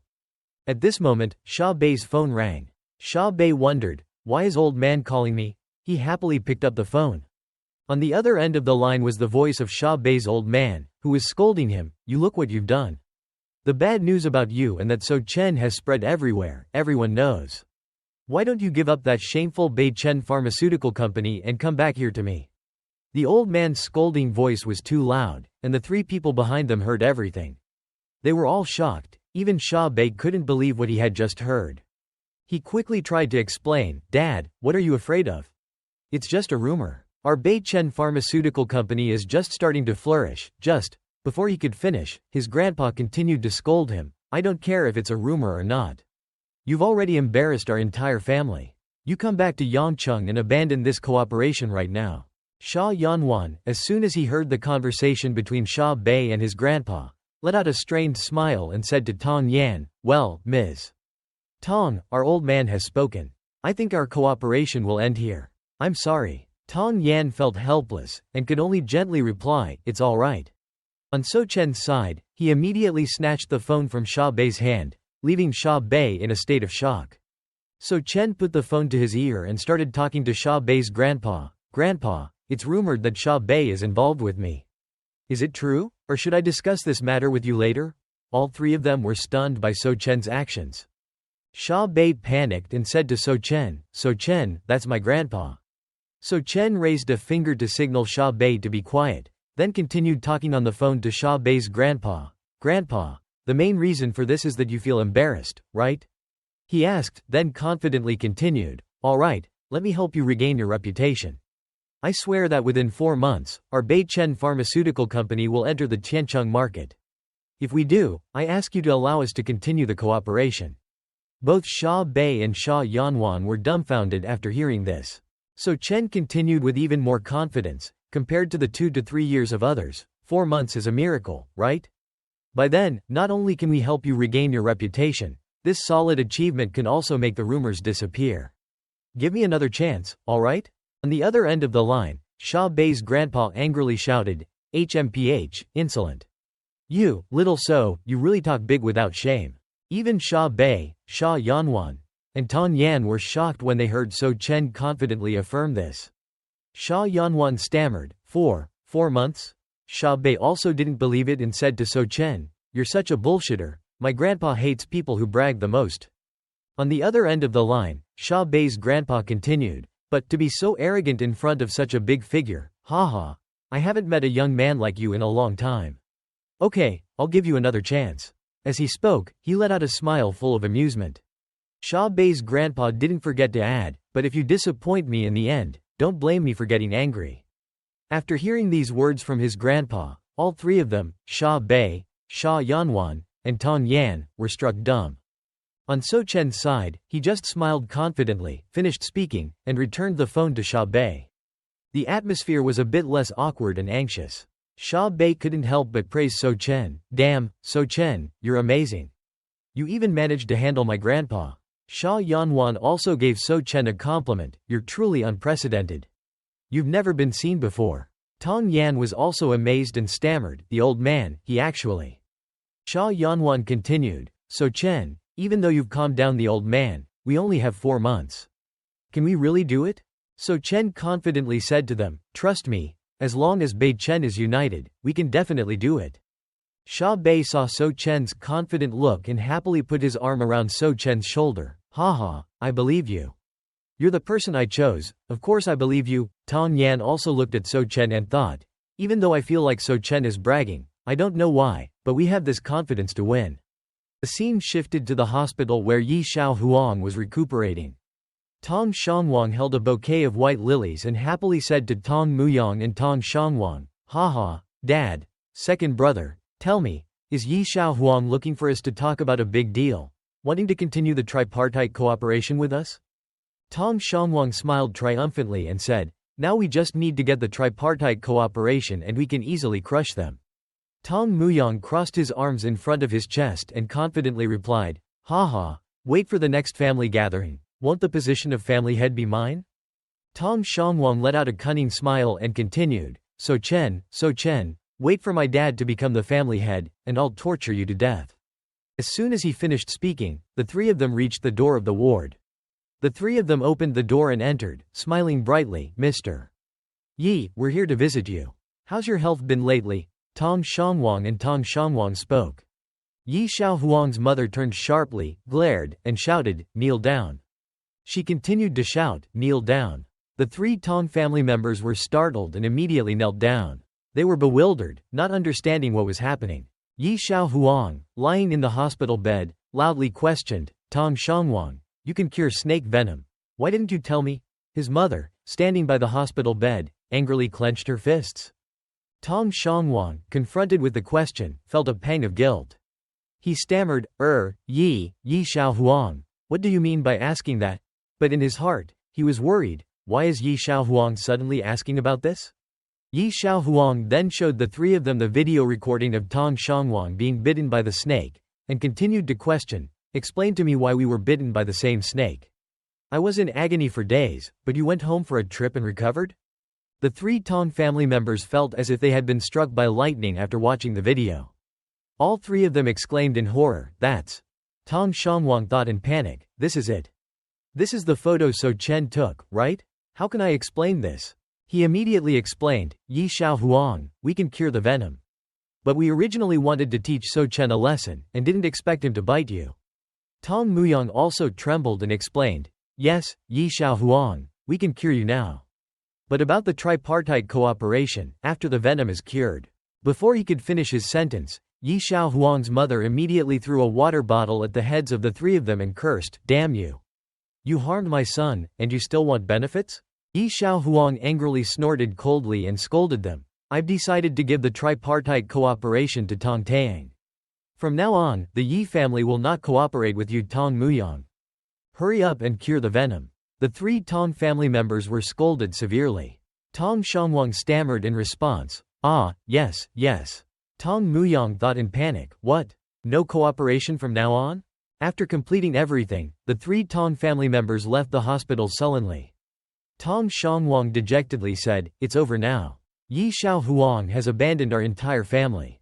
Tong Shangwang had a hot water bottle thrown at his forehead and had to get it bandaged. He angrily rubbed his wound and cursed, "Damn it.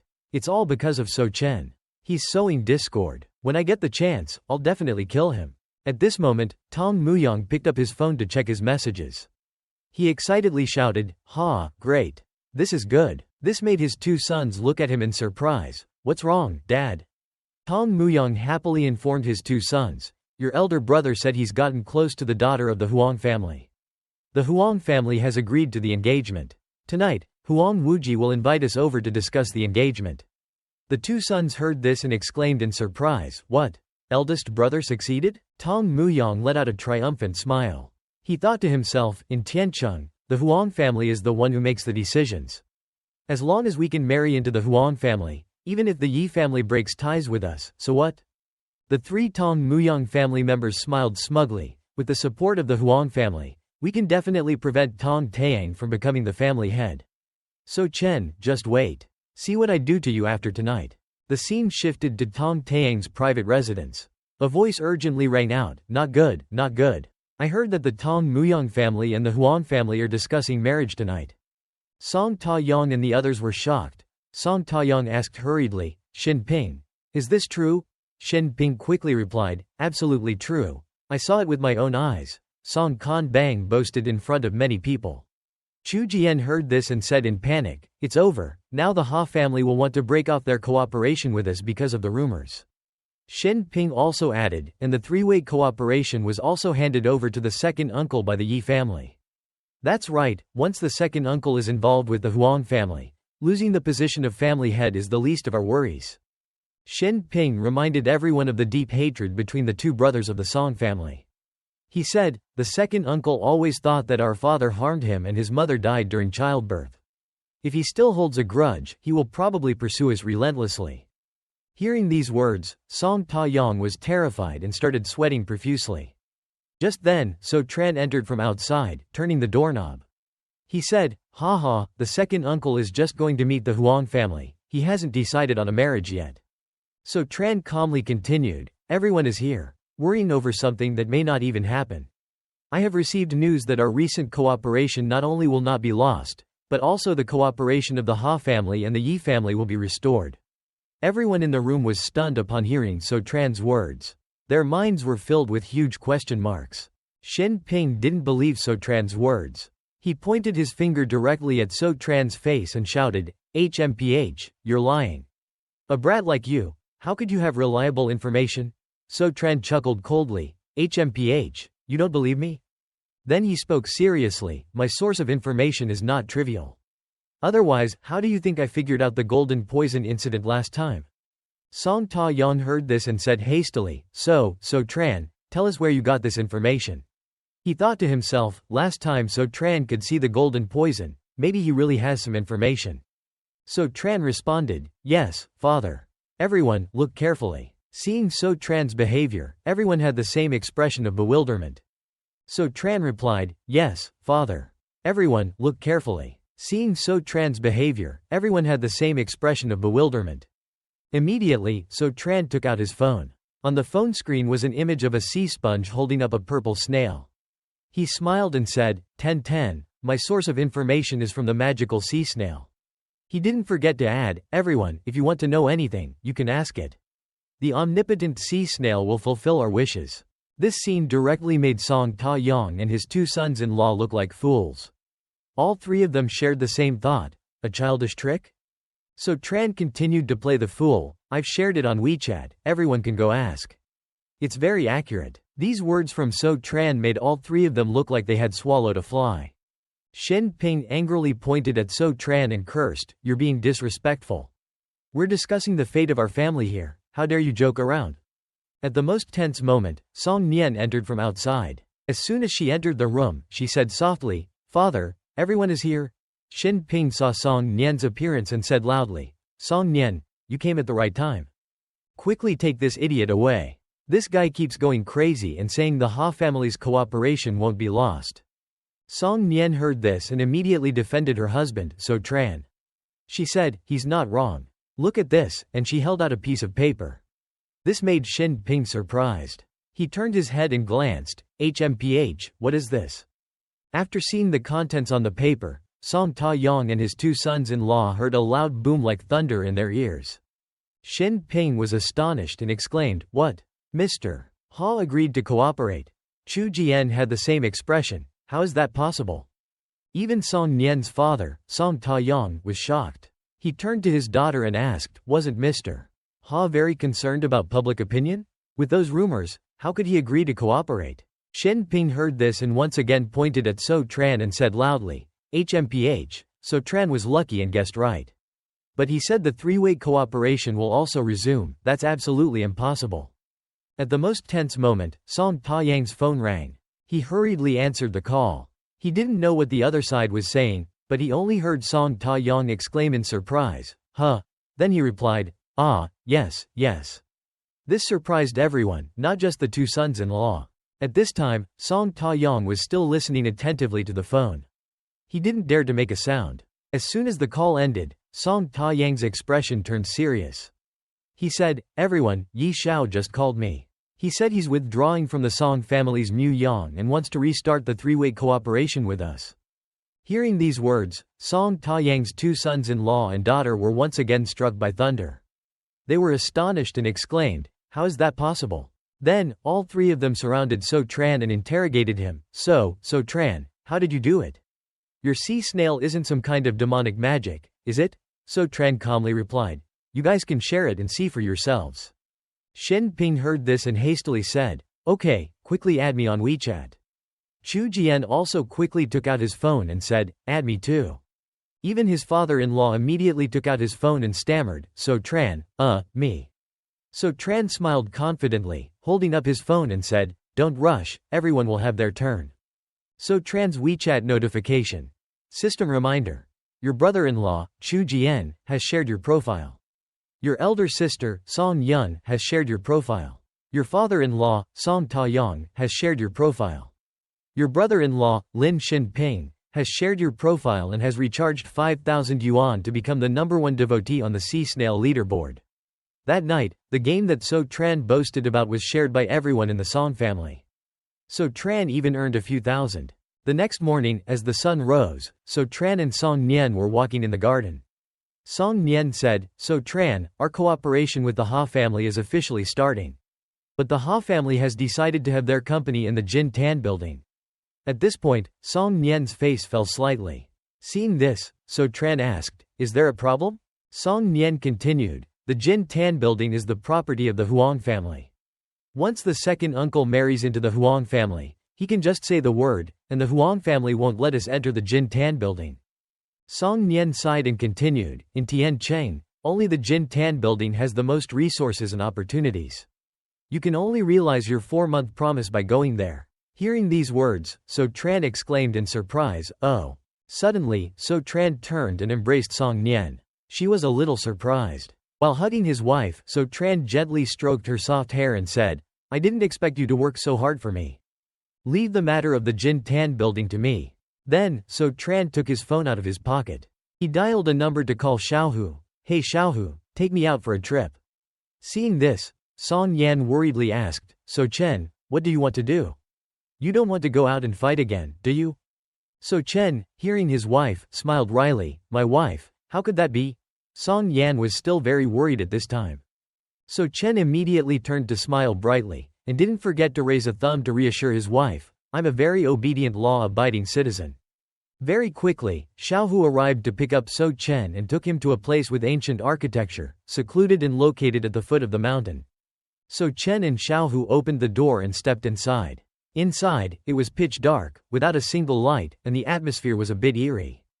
Xiaohu said to So Chen with a serious expression, "Brother-in-law, I'm not afraid to come here, but why are you so insistent on coming to this place?" Xiaohu looked around and continued, "Are you sure this place is for humans? Because in front of us, there are 2 skulls." So Chen walked over and lifted one of the skulls. He said seriously, "If you're scared, you can go out and wait." Xiaohu was scared, but she still tried to appear calm. Who is scared?" Xiaohu pouted and continued, "I'm your bodyguard, how can I leave you?" Xiaohu just finished speaking, then turned around and couldn't see her brother-in-law anymore. She called out, "Hey." Suddenly, Xiaohu discovered something. Her eyes stared intently at that direction. It was a strange human face with a wide mouth and lips. Its long hair was loose, and it was placing its hand on Xiaohu's shoulder and saying, "Get out of here." Xiaohu was so scared that her eyes were about to pop out, her nose was running, and her sweat was pouring down like a bath. Immediately, Xiaohu scrambled to run away. As she ran, Xiaohu kept shouting, "Ah, ah, ah, ghost." Then she said to So Chen, "Brother-in-law, I remembered I have an online class, I'll go first." Seeing Xiaohu's appearance, So Chen turned around and said regretfully, "Her guts are too small, huh?" So Chen looked around at the objects in the room, then picked up a brush and ink. Turning to ask a girl, he said, "How do you sell this vermilion ink brush?" The girl immediately took off the mask that had just frightened Xiaohu. She said coldly, "Hey, don't you see that our store is closed?" The girl said seriously, "Please leave." So Chen didn't leave, but immediately turned to pay attention to the talisman that the girl was holding. He said, "Oh, young lady, are you looking at a spirit talisman? From this talisman, you're from the Starry Firmament sect, right?" The girl was surprised and turned to ask So Chen, "You can tell this is a spirit talisman from the Starry Firmament sect?" So Chen put his hand to his mouth and smiled brightly, "Of course, I'm very familiar with the Starry Firmament sect. After all, I'm the senior brother of Taoist Le Yun, the sect master of your Starry Firmament sect. According to seniority, I can be considered your Grand Master." After saying that, So Chen put his hand to the girl's head, causing her to be a bit stunned. Immediately, the girl became angry and made a hand seal, scolding, "How dare you!" Then, she quickly rushed towards So Chen, scolding again, "You thief! How dare you insult my Starry Firmament sect master!" So Chen was also surprised by the girl's action and put his hand up to block her.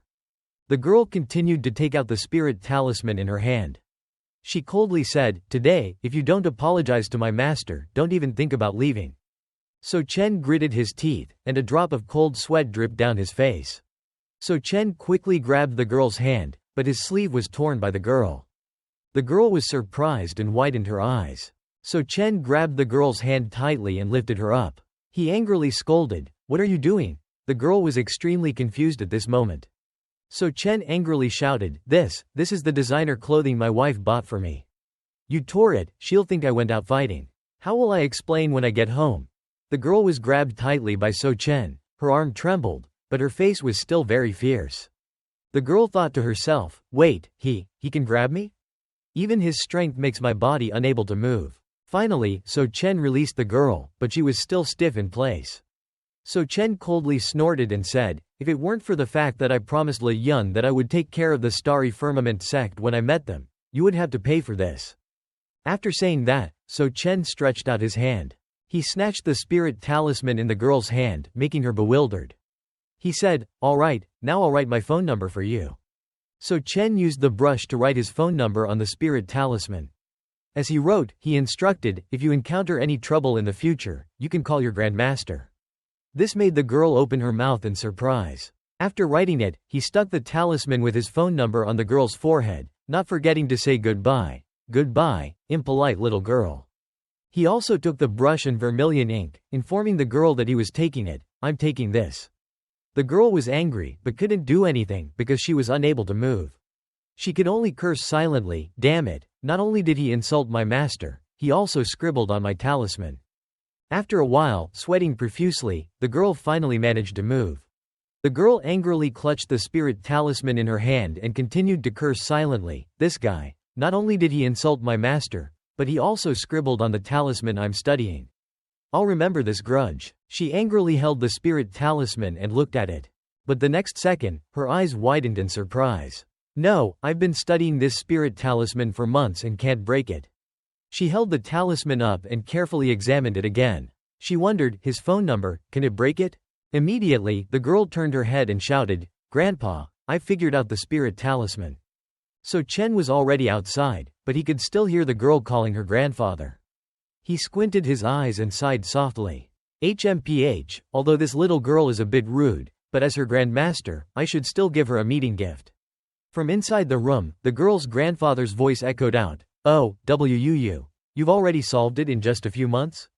Wu Yu's grandfather was already old, his hair and beard were white, and his back was a bit hunched.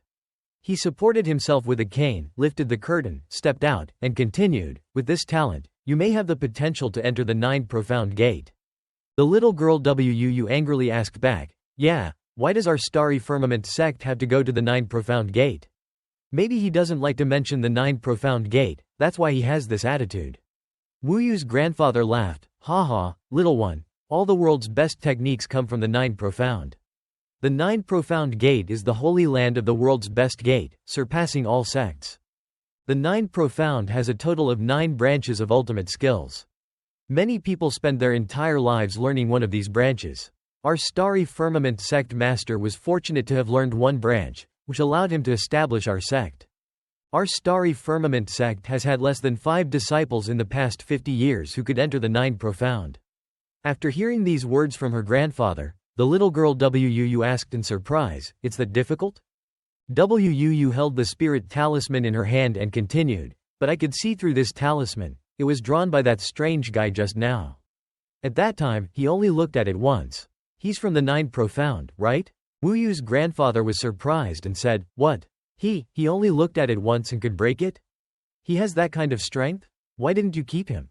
Wu angrily crossed her arms in front of her chest and continued, "Well, he's not really a senior. He's only a little over 20 years old. He also bragged about Taoist Le Yun being his junior brother. I chased him away." Her grandfather coughed, "So, this arrogant young man has such strength?" Wu held the spirit talisman in her hand, her face filled with determination. "Anyway, I'll continue to work hard, and one day I'll surpass him." The scene changes to a luxurious hotel in the city. The eldest son of Song Mu Yang, Song Shanglong, was holding a glass of wine. He stood up excitedly and said, "Our whole family is truly honored." Song Mu Yang, sitting next to his son, also smiled so much that his mouth couldn't close. The fifth son of Huang Lao Jia, Huang Chi Da, also raised his glass of wine and laughed happily. "Ha ha ha, you're too kind, Shang Long. As long as you take good care of my tutu, I'll be satisfied." After saying that, he turned to embrace his daughter and continued, "After all, my tutu really needs someone to depend on." His daughter was touched. "Oh, Dad." His daughter, Huang Tutu, looked like a muscular woman. It was unknown if she was the one relying on others or others were relying on her. Song Shanglong was overjoyed and turned to grab Huang Tutu's thick wrist, gently saying, "Yeah, Tutu, your dad is right." He continued to pour honeyed words into Tutu's ear. "From the first time I saw you, I fell in love with you. Perhaps you are the only one in this life for me. Hearing these honeyed words, Huang Tutu blushed shyly, looking at Shang Long with loving eyes. She softly called out Shang Long's name. Shang Long continued to teary-eyed swear, Tutu, I swear, I will treat you well for the rest of my life. I will love you from the bottom of my heart. Huang Tutu was touched, tears streaming down her face. I will too. Then, the muscular girl, Tutu, hugged Shang Long tightly in her arms. The two touched each other and felt moved. Seeing this, Huang Qida and the others raised their glasses. He smiled happily, ha ha ha, then let's decide on this marriage like this. Cheers. Seeing that the marriage had been settled, Song Muyong spoke up, fifth brother, my family has encountered some trouble lately. I wonder if you could help us. Huang Qida happily replied, ha ha, we're going to be family. Just say what it is. Song Muyong, as if his heart was opened, spoke cunningly, oh, family. You know I have an elder brother named Song Zayong. I'm honest and have no ambitions, but my brother has used every means to harm me for the position of family head. Then, Song Muyong began to put on a deep acting performance. He cried and lamented, not only did he steal the three-party cooperation that should have belonged to my family, but he also tried every means to bully my son. I don't know what to do, I can only endure it silently. After hearing this, Huang Qida was angry. What? There's such a thing? Shang Long was also bullied? Shang Long wanted to enter the Jin Tan building for development, but my brother's daughter also wanted to enter that building. They issued an order not to let Shang Long in. Shang Long is not good at talking, so he had to compromise and give the opportunity to my brother's daughter. Song Muyong continued. Huang Qida was angry after hearing this. He clenched his fist and slammed it on the table. He angrily cursed, damn it, Song Zayong, you dared to bully my son-in-law. He gritted his teeth and said in a gruff voice, but Jin Tan is mine, the Huang family's. With me here, they can't enter even a single step. Song Muyong heard the firm affirmation in Huang Qida's words and smiled happily, ha ha ha, good. Thank you, fifth brother. He was secretly delighted. Ha ha, Song Zayong can't enter Jin Tan. Let's see how you enter the Tiancheng market. They happily raised their glasses to drink. Come on, everyone, drink up.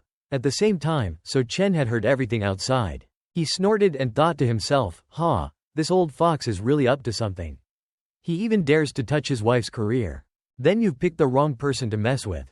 So Chen smiled and used the brush he had gotten from Wu to draw on the back of his hand. After drawing an incantation on the back of his hand, So Chen made a hand seal, smiling triumphantly. Ha ha, you guys aren't tired of drinking? How about we play a game of truth or dare? Then, he muttered some incantations, pointed two fingers forward. Shang Long was immediately hit, standing up in surprise and bewilderment, in front of the muscular girl, Huang Tutu, and his future father-in-law. Shang Long had been hit by the 9 profound illusionary spirit technique. He couldn't control his own body at the moment. He tried his best, gritting his teeth to move, but he failed. The muscular girl, Huang Tutu, beside him, put both hands on her cheeks shyly. Don't you want to propose right here? The muscular girl Tutu asked. Shang Long, what's wrong? As soon as she finished speaking, the muscular girl was splashed with a glass of wine by the rogue boy, causing the muscular girl's fragile heart to be shocked and her eyes to widen in surprise. After splashing wine on Tutu's face, Kan Long then smiled wickedly and proposed marriage with a sleazy voice. Tutu was also surprised by this situation. Her eyes widened, and she frowned, saying I advise this tank to respect me a little bit. Muk Duong was also surprised by Kan Long's actions and hurriedly asked Kan Long, what are you doing? Kan Long turned around, rolled his eyes, and said loudly, what am I doing? I just want to tell the truth. Muk Duong opened his mouth wide when he heard the answer. Then he poured the wine on Tutu while mockingly saying, ha ha, Hoang Tutu, if it weren't for my father seeing the royal family as strong, a handsome man like me wouldn't like a monkey in human clothing like you. Tutu couldn't believe the truth in front of her eyes and spoke breathlessly, Kan Long. Hoang Ky Duck couldn't stand it at this point. He stood up, furious, and slammed the table hard, shouting, Tong Kan Long, what are you saying? Kan Long smirked wickedly, what am I saying, and this old man too? I haven't even mentioned you yet. Hoang Ky Duck heard this, frowned angrily, and didn't know what to say for a moment.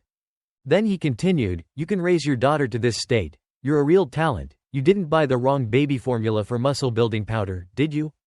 he said while laughing loudly, looking very hateful.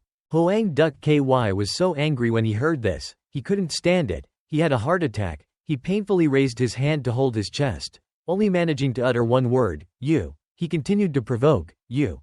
You what, old man, not satisfied? If you have the guts, do something. Suddenly, with a bang, Hoang Tutu used his strong, powerful fist to punch him straight in the face, not allowing him to continue to be rude, causing him to spit blood from his mouth. Hoang Tutu shouted in disbelief, I can't believe you're a person like that.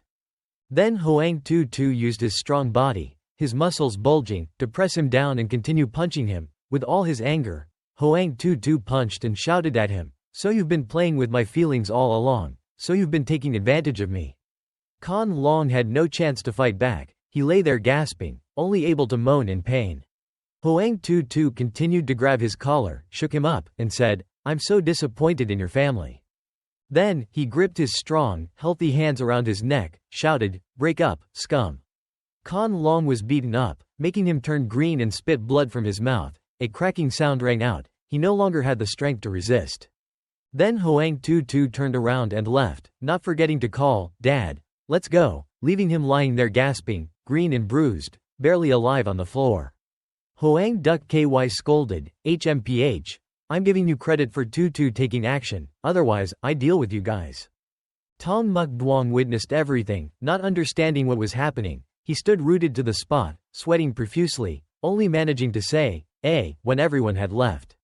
Duong Kan Bang ran out to help him up and said, oh, what are you doing, big brother? Why would you say these things out of the blue?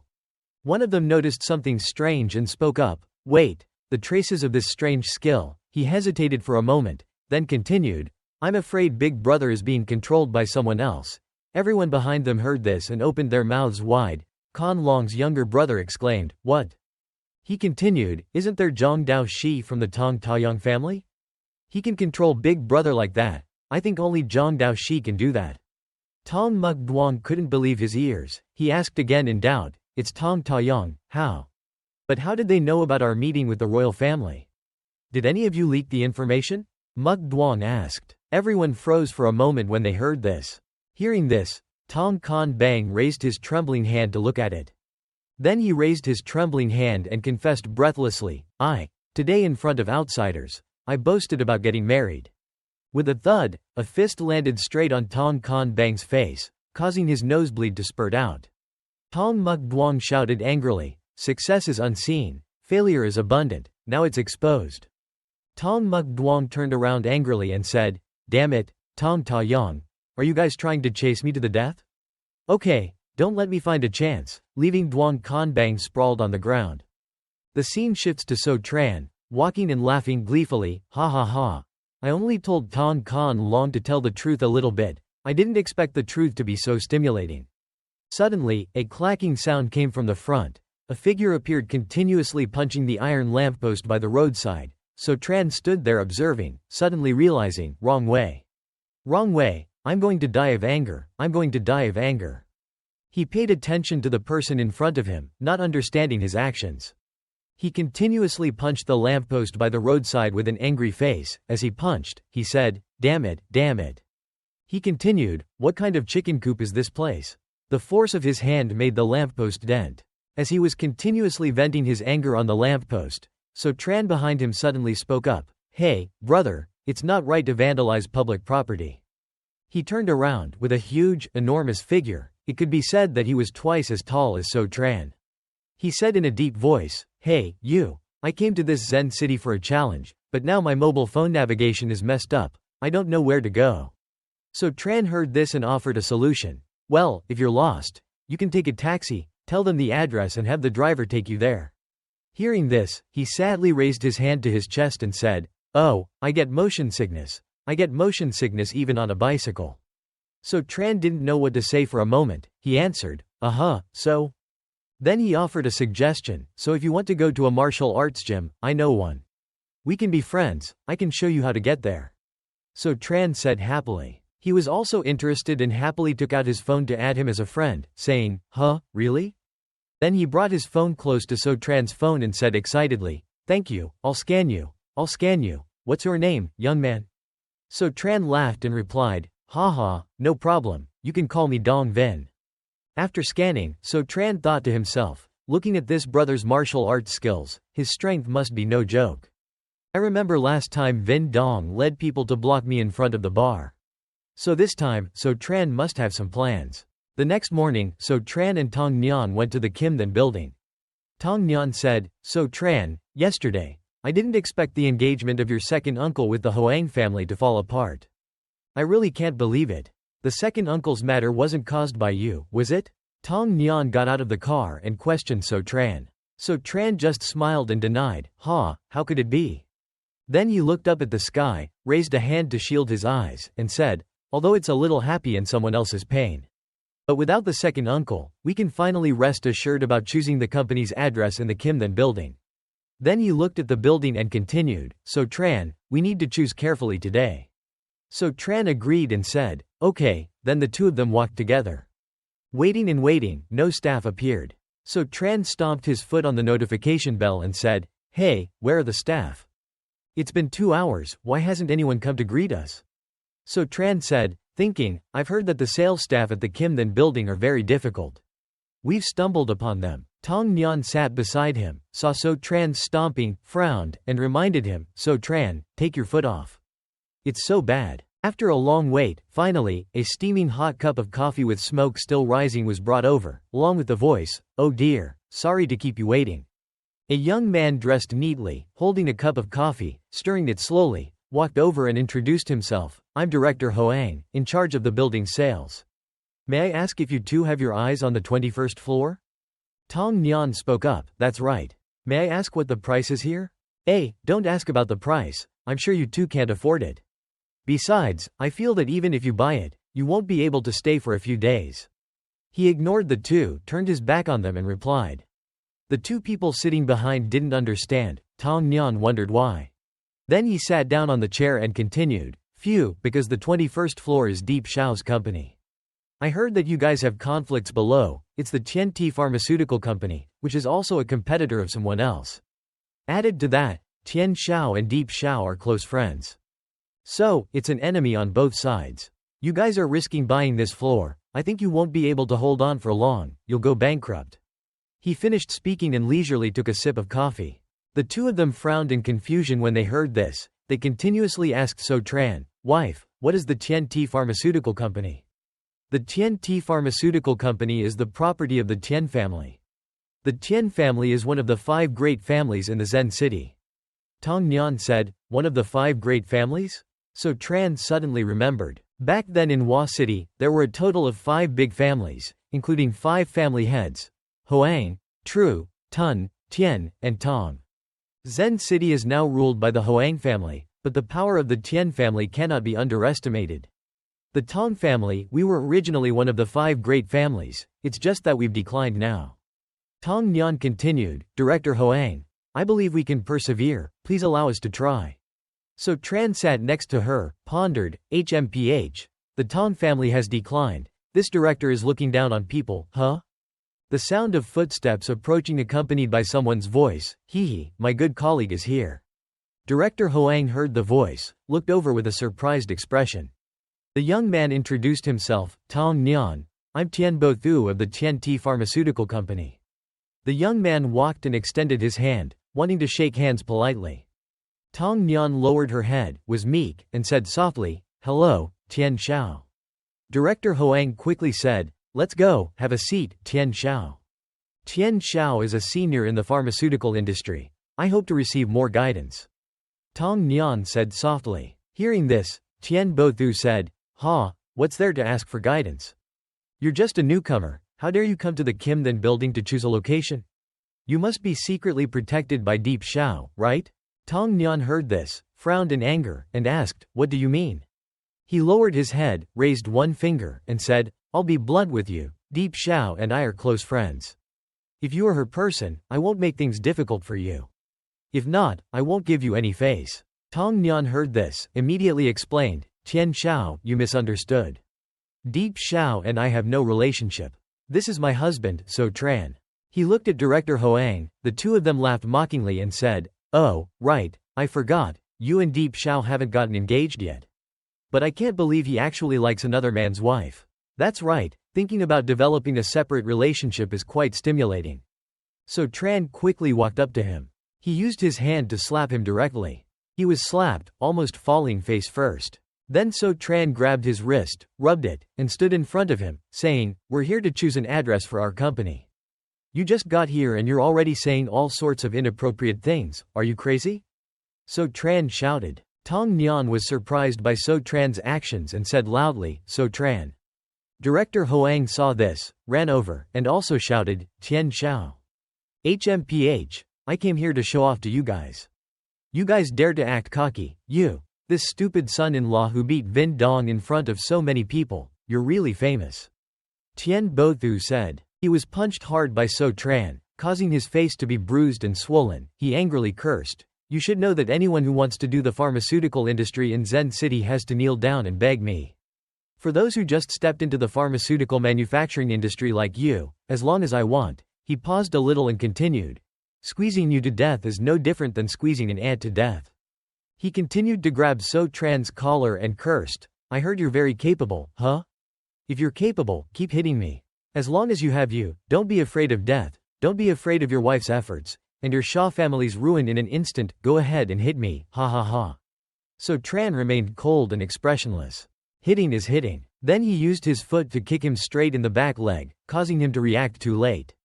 So Tran looked at him lying on the ground, saying, "I've grown this big. Never heard of this kind of strange request like this." With a finished sentence, So Tran continued to use his foot to kick him hard, sending him flying into the air, and said, "Tian Xiao." With a loud bang, Tian Xiao fell heavily to the ground, flying a distance. His body bruised and scratched, tried to sit up, pointed, and ordered, "AAA, Director Hoang, call someone, quickly call someone for me. He dared to do this to me, I'll cripple him." Director Hoang stood there, hearing the order, quickly replied, "Yes," and shouted loudly, "Security, where are you?" He kept calling, "Security, where are you, for me?" After a while, several security guards carrying security batons rushed over. Among them was a woman. Tong Nyan ran over, spread her arms to block So Tran from the security guards, and said to them, "You can't go over there. You can call the police to handle it, but you can't do this." So Tran leaned close to Tong Nyan's face, soothingly said, "It's okay, wife, I just sent a message to Sha Bei. Wait for Sha Bei to contact Huang Yu Hai. Let Yu Hai manage this place." Tian Xiao heard this, pointed at So Tran and said, "HMPH, you think Huang Yu Hai will follow you? Today, not only can you not stay in the Kimthan building, but I will also make you never be able to stand up again in your life," he said with a very angry voice, threatening. Director Hoang, who was standing next to him, also looked at So Tran with a threatening gaze. After saying that, Tian Xiao told the security guards to go ahead. The security guards immediately grabbed Tong Nyan and So Tran's hands. Tong Nyan struggled. The female security guard said, "Miss, don't make things difficult for us." Tong Nyan looked towards So Tran and shouted, "So Tran, they're going to hit you, can you escape? Run quickly." So Tran, who was tied up behind his back, spoke up, "It's okay, wife, let them catch me. They will apologize to us later." Tian Xiao heard this, mocked and said, "HMPH, I have to apologize to you." Director Hoang also added, "Idiot, are you still dreaming?" Tian Xiao ran to the front of So Tran and said, "Look, I'll torture you." Suddenly, a phone ring from Director Hoang's pocket rang. He picked up the phone, listened, and cursed, "Damn it, who has no eyes and is calling at this time?" On the other side, a deep voice rang out, "Hello, Director Hoang, who do you mean has no eyes?" It turned out to be Huang Yu Hai, the person So Tran and Tian Xiao had mentioned earlier. Director Hoang heard this, panicked, his face turned pale, he couldn't speak, he stammered, Yu Hai Xiao."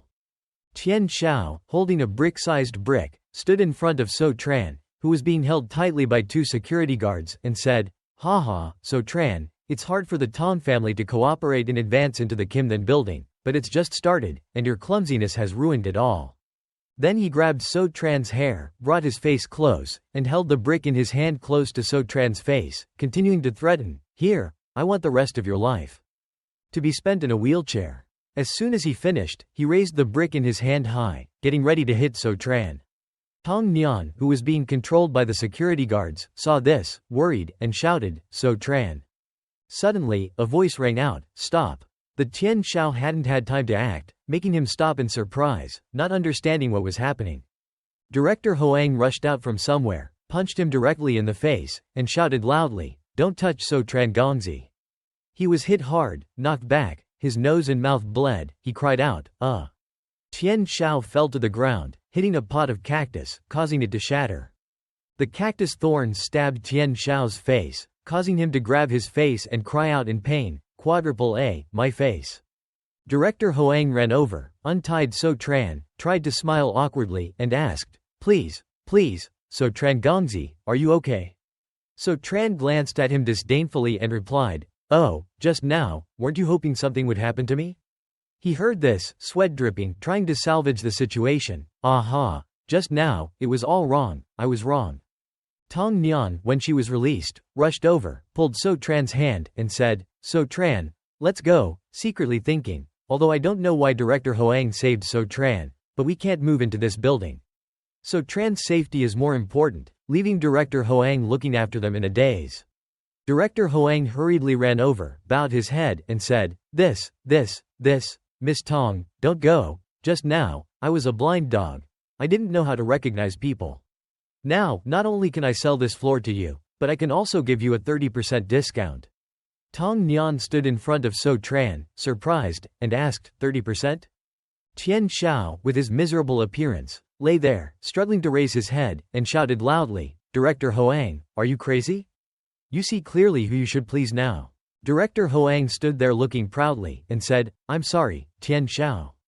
Just now, Yu Haishao said, "If anyone in the building dares to make things difficult for So Tran, then he is the enemy of the royal family." He heard this, exclaimed, What?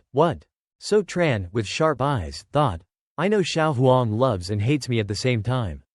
Anyway, he offended someone in Qimen, what will the consequences be? Director Hoang bent down and bowed, saying, "Okay, Mr. So, Miss Tong, let's go and sign the contract for the 21st floor." "Okay," Tong Nian replied. Tian Shao, sitting on the ground, saw this, trembled, and said two words, hateful, full of anger. He tried to threaten So Tran, "Don't get too happy. Yu Hai only said that you can't be touched within the Kimdan building. Let's see what happens when you leave this building later. You know Vin Dong from the Vin Du martial arts gym? He's my brother. Later, as long as you dare to step out of the Kimdan building, I'll tell Vin Dong to bring the master of the martial arts gym to break your legs." He finished speaking and picked up the phone to call someone. So Tran looked at the phone and said, "Ah, you mean Dong Vin? I'm sure he doesn't have time to help you now."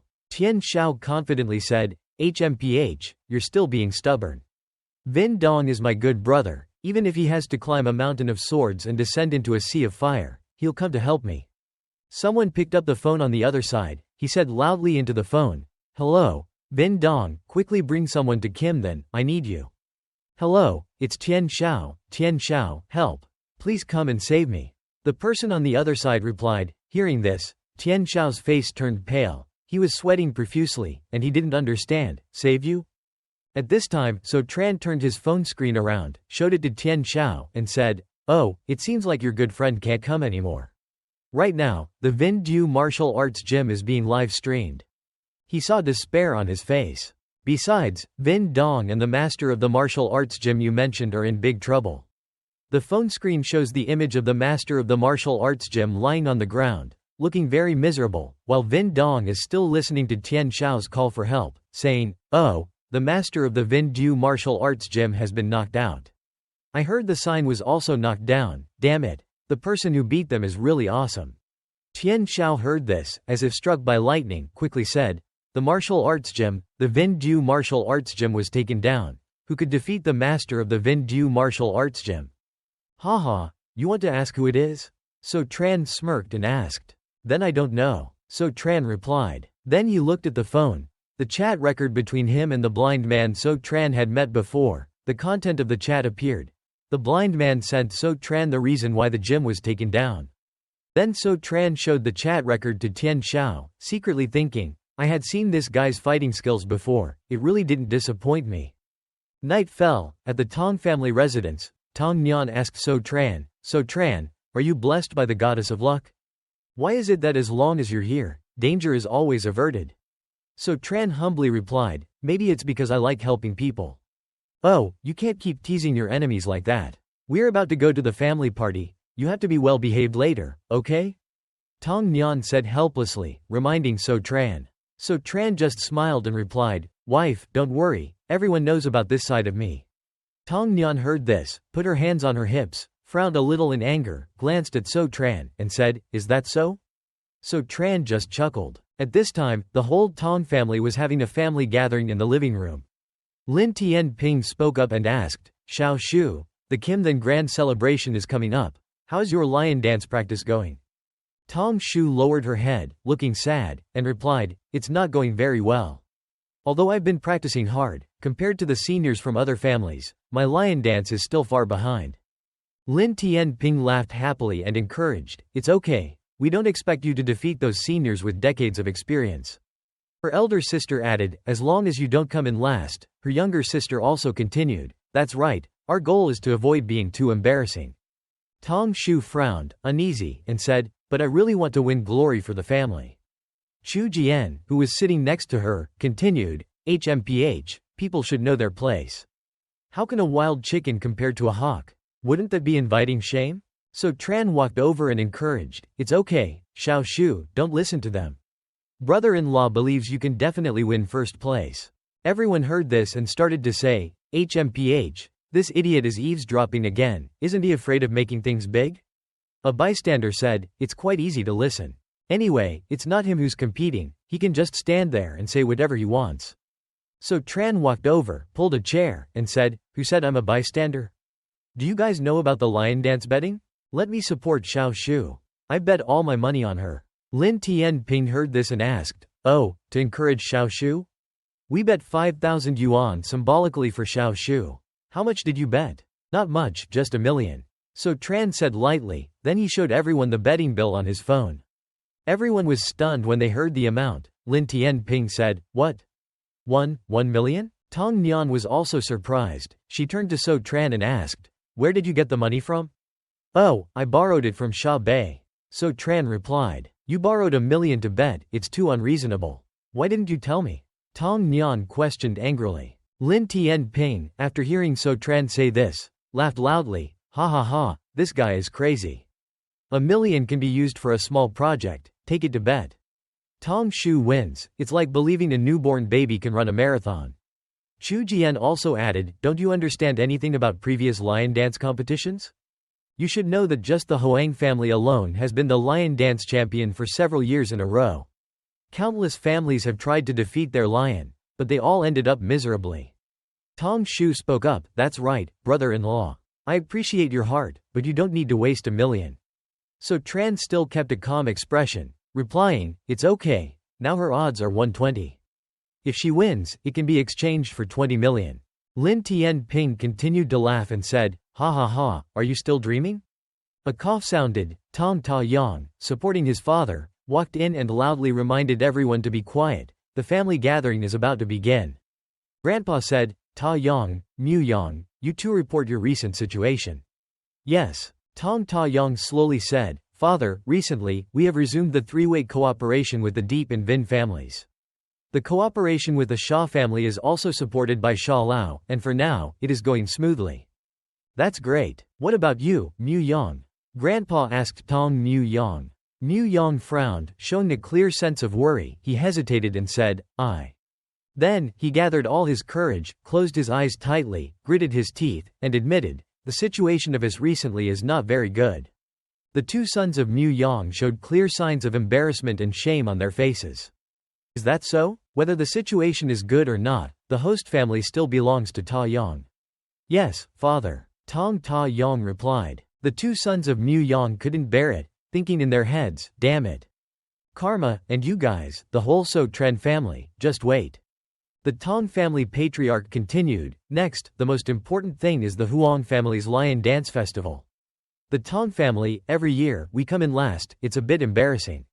Ta Yang, Mu Yang. I want you two brothers to cooperate on the stage and try to get a good ranking.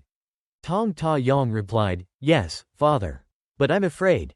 His voice hesitated a little, thinking in his head, for years, Mu Yang and I have been at odds.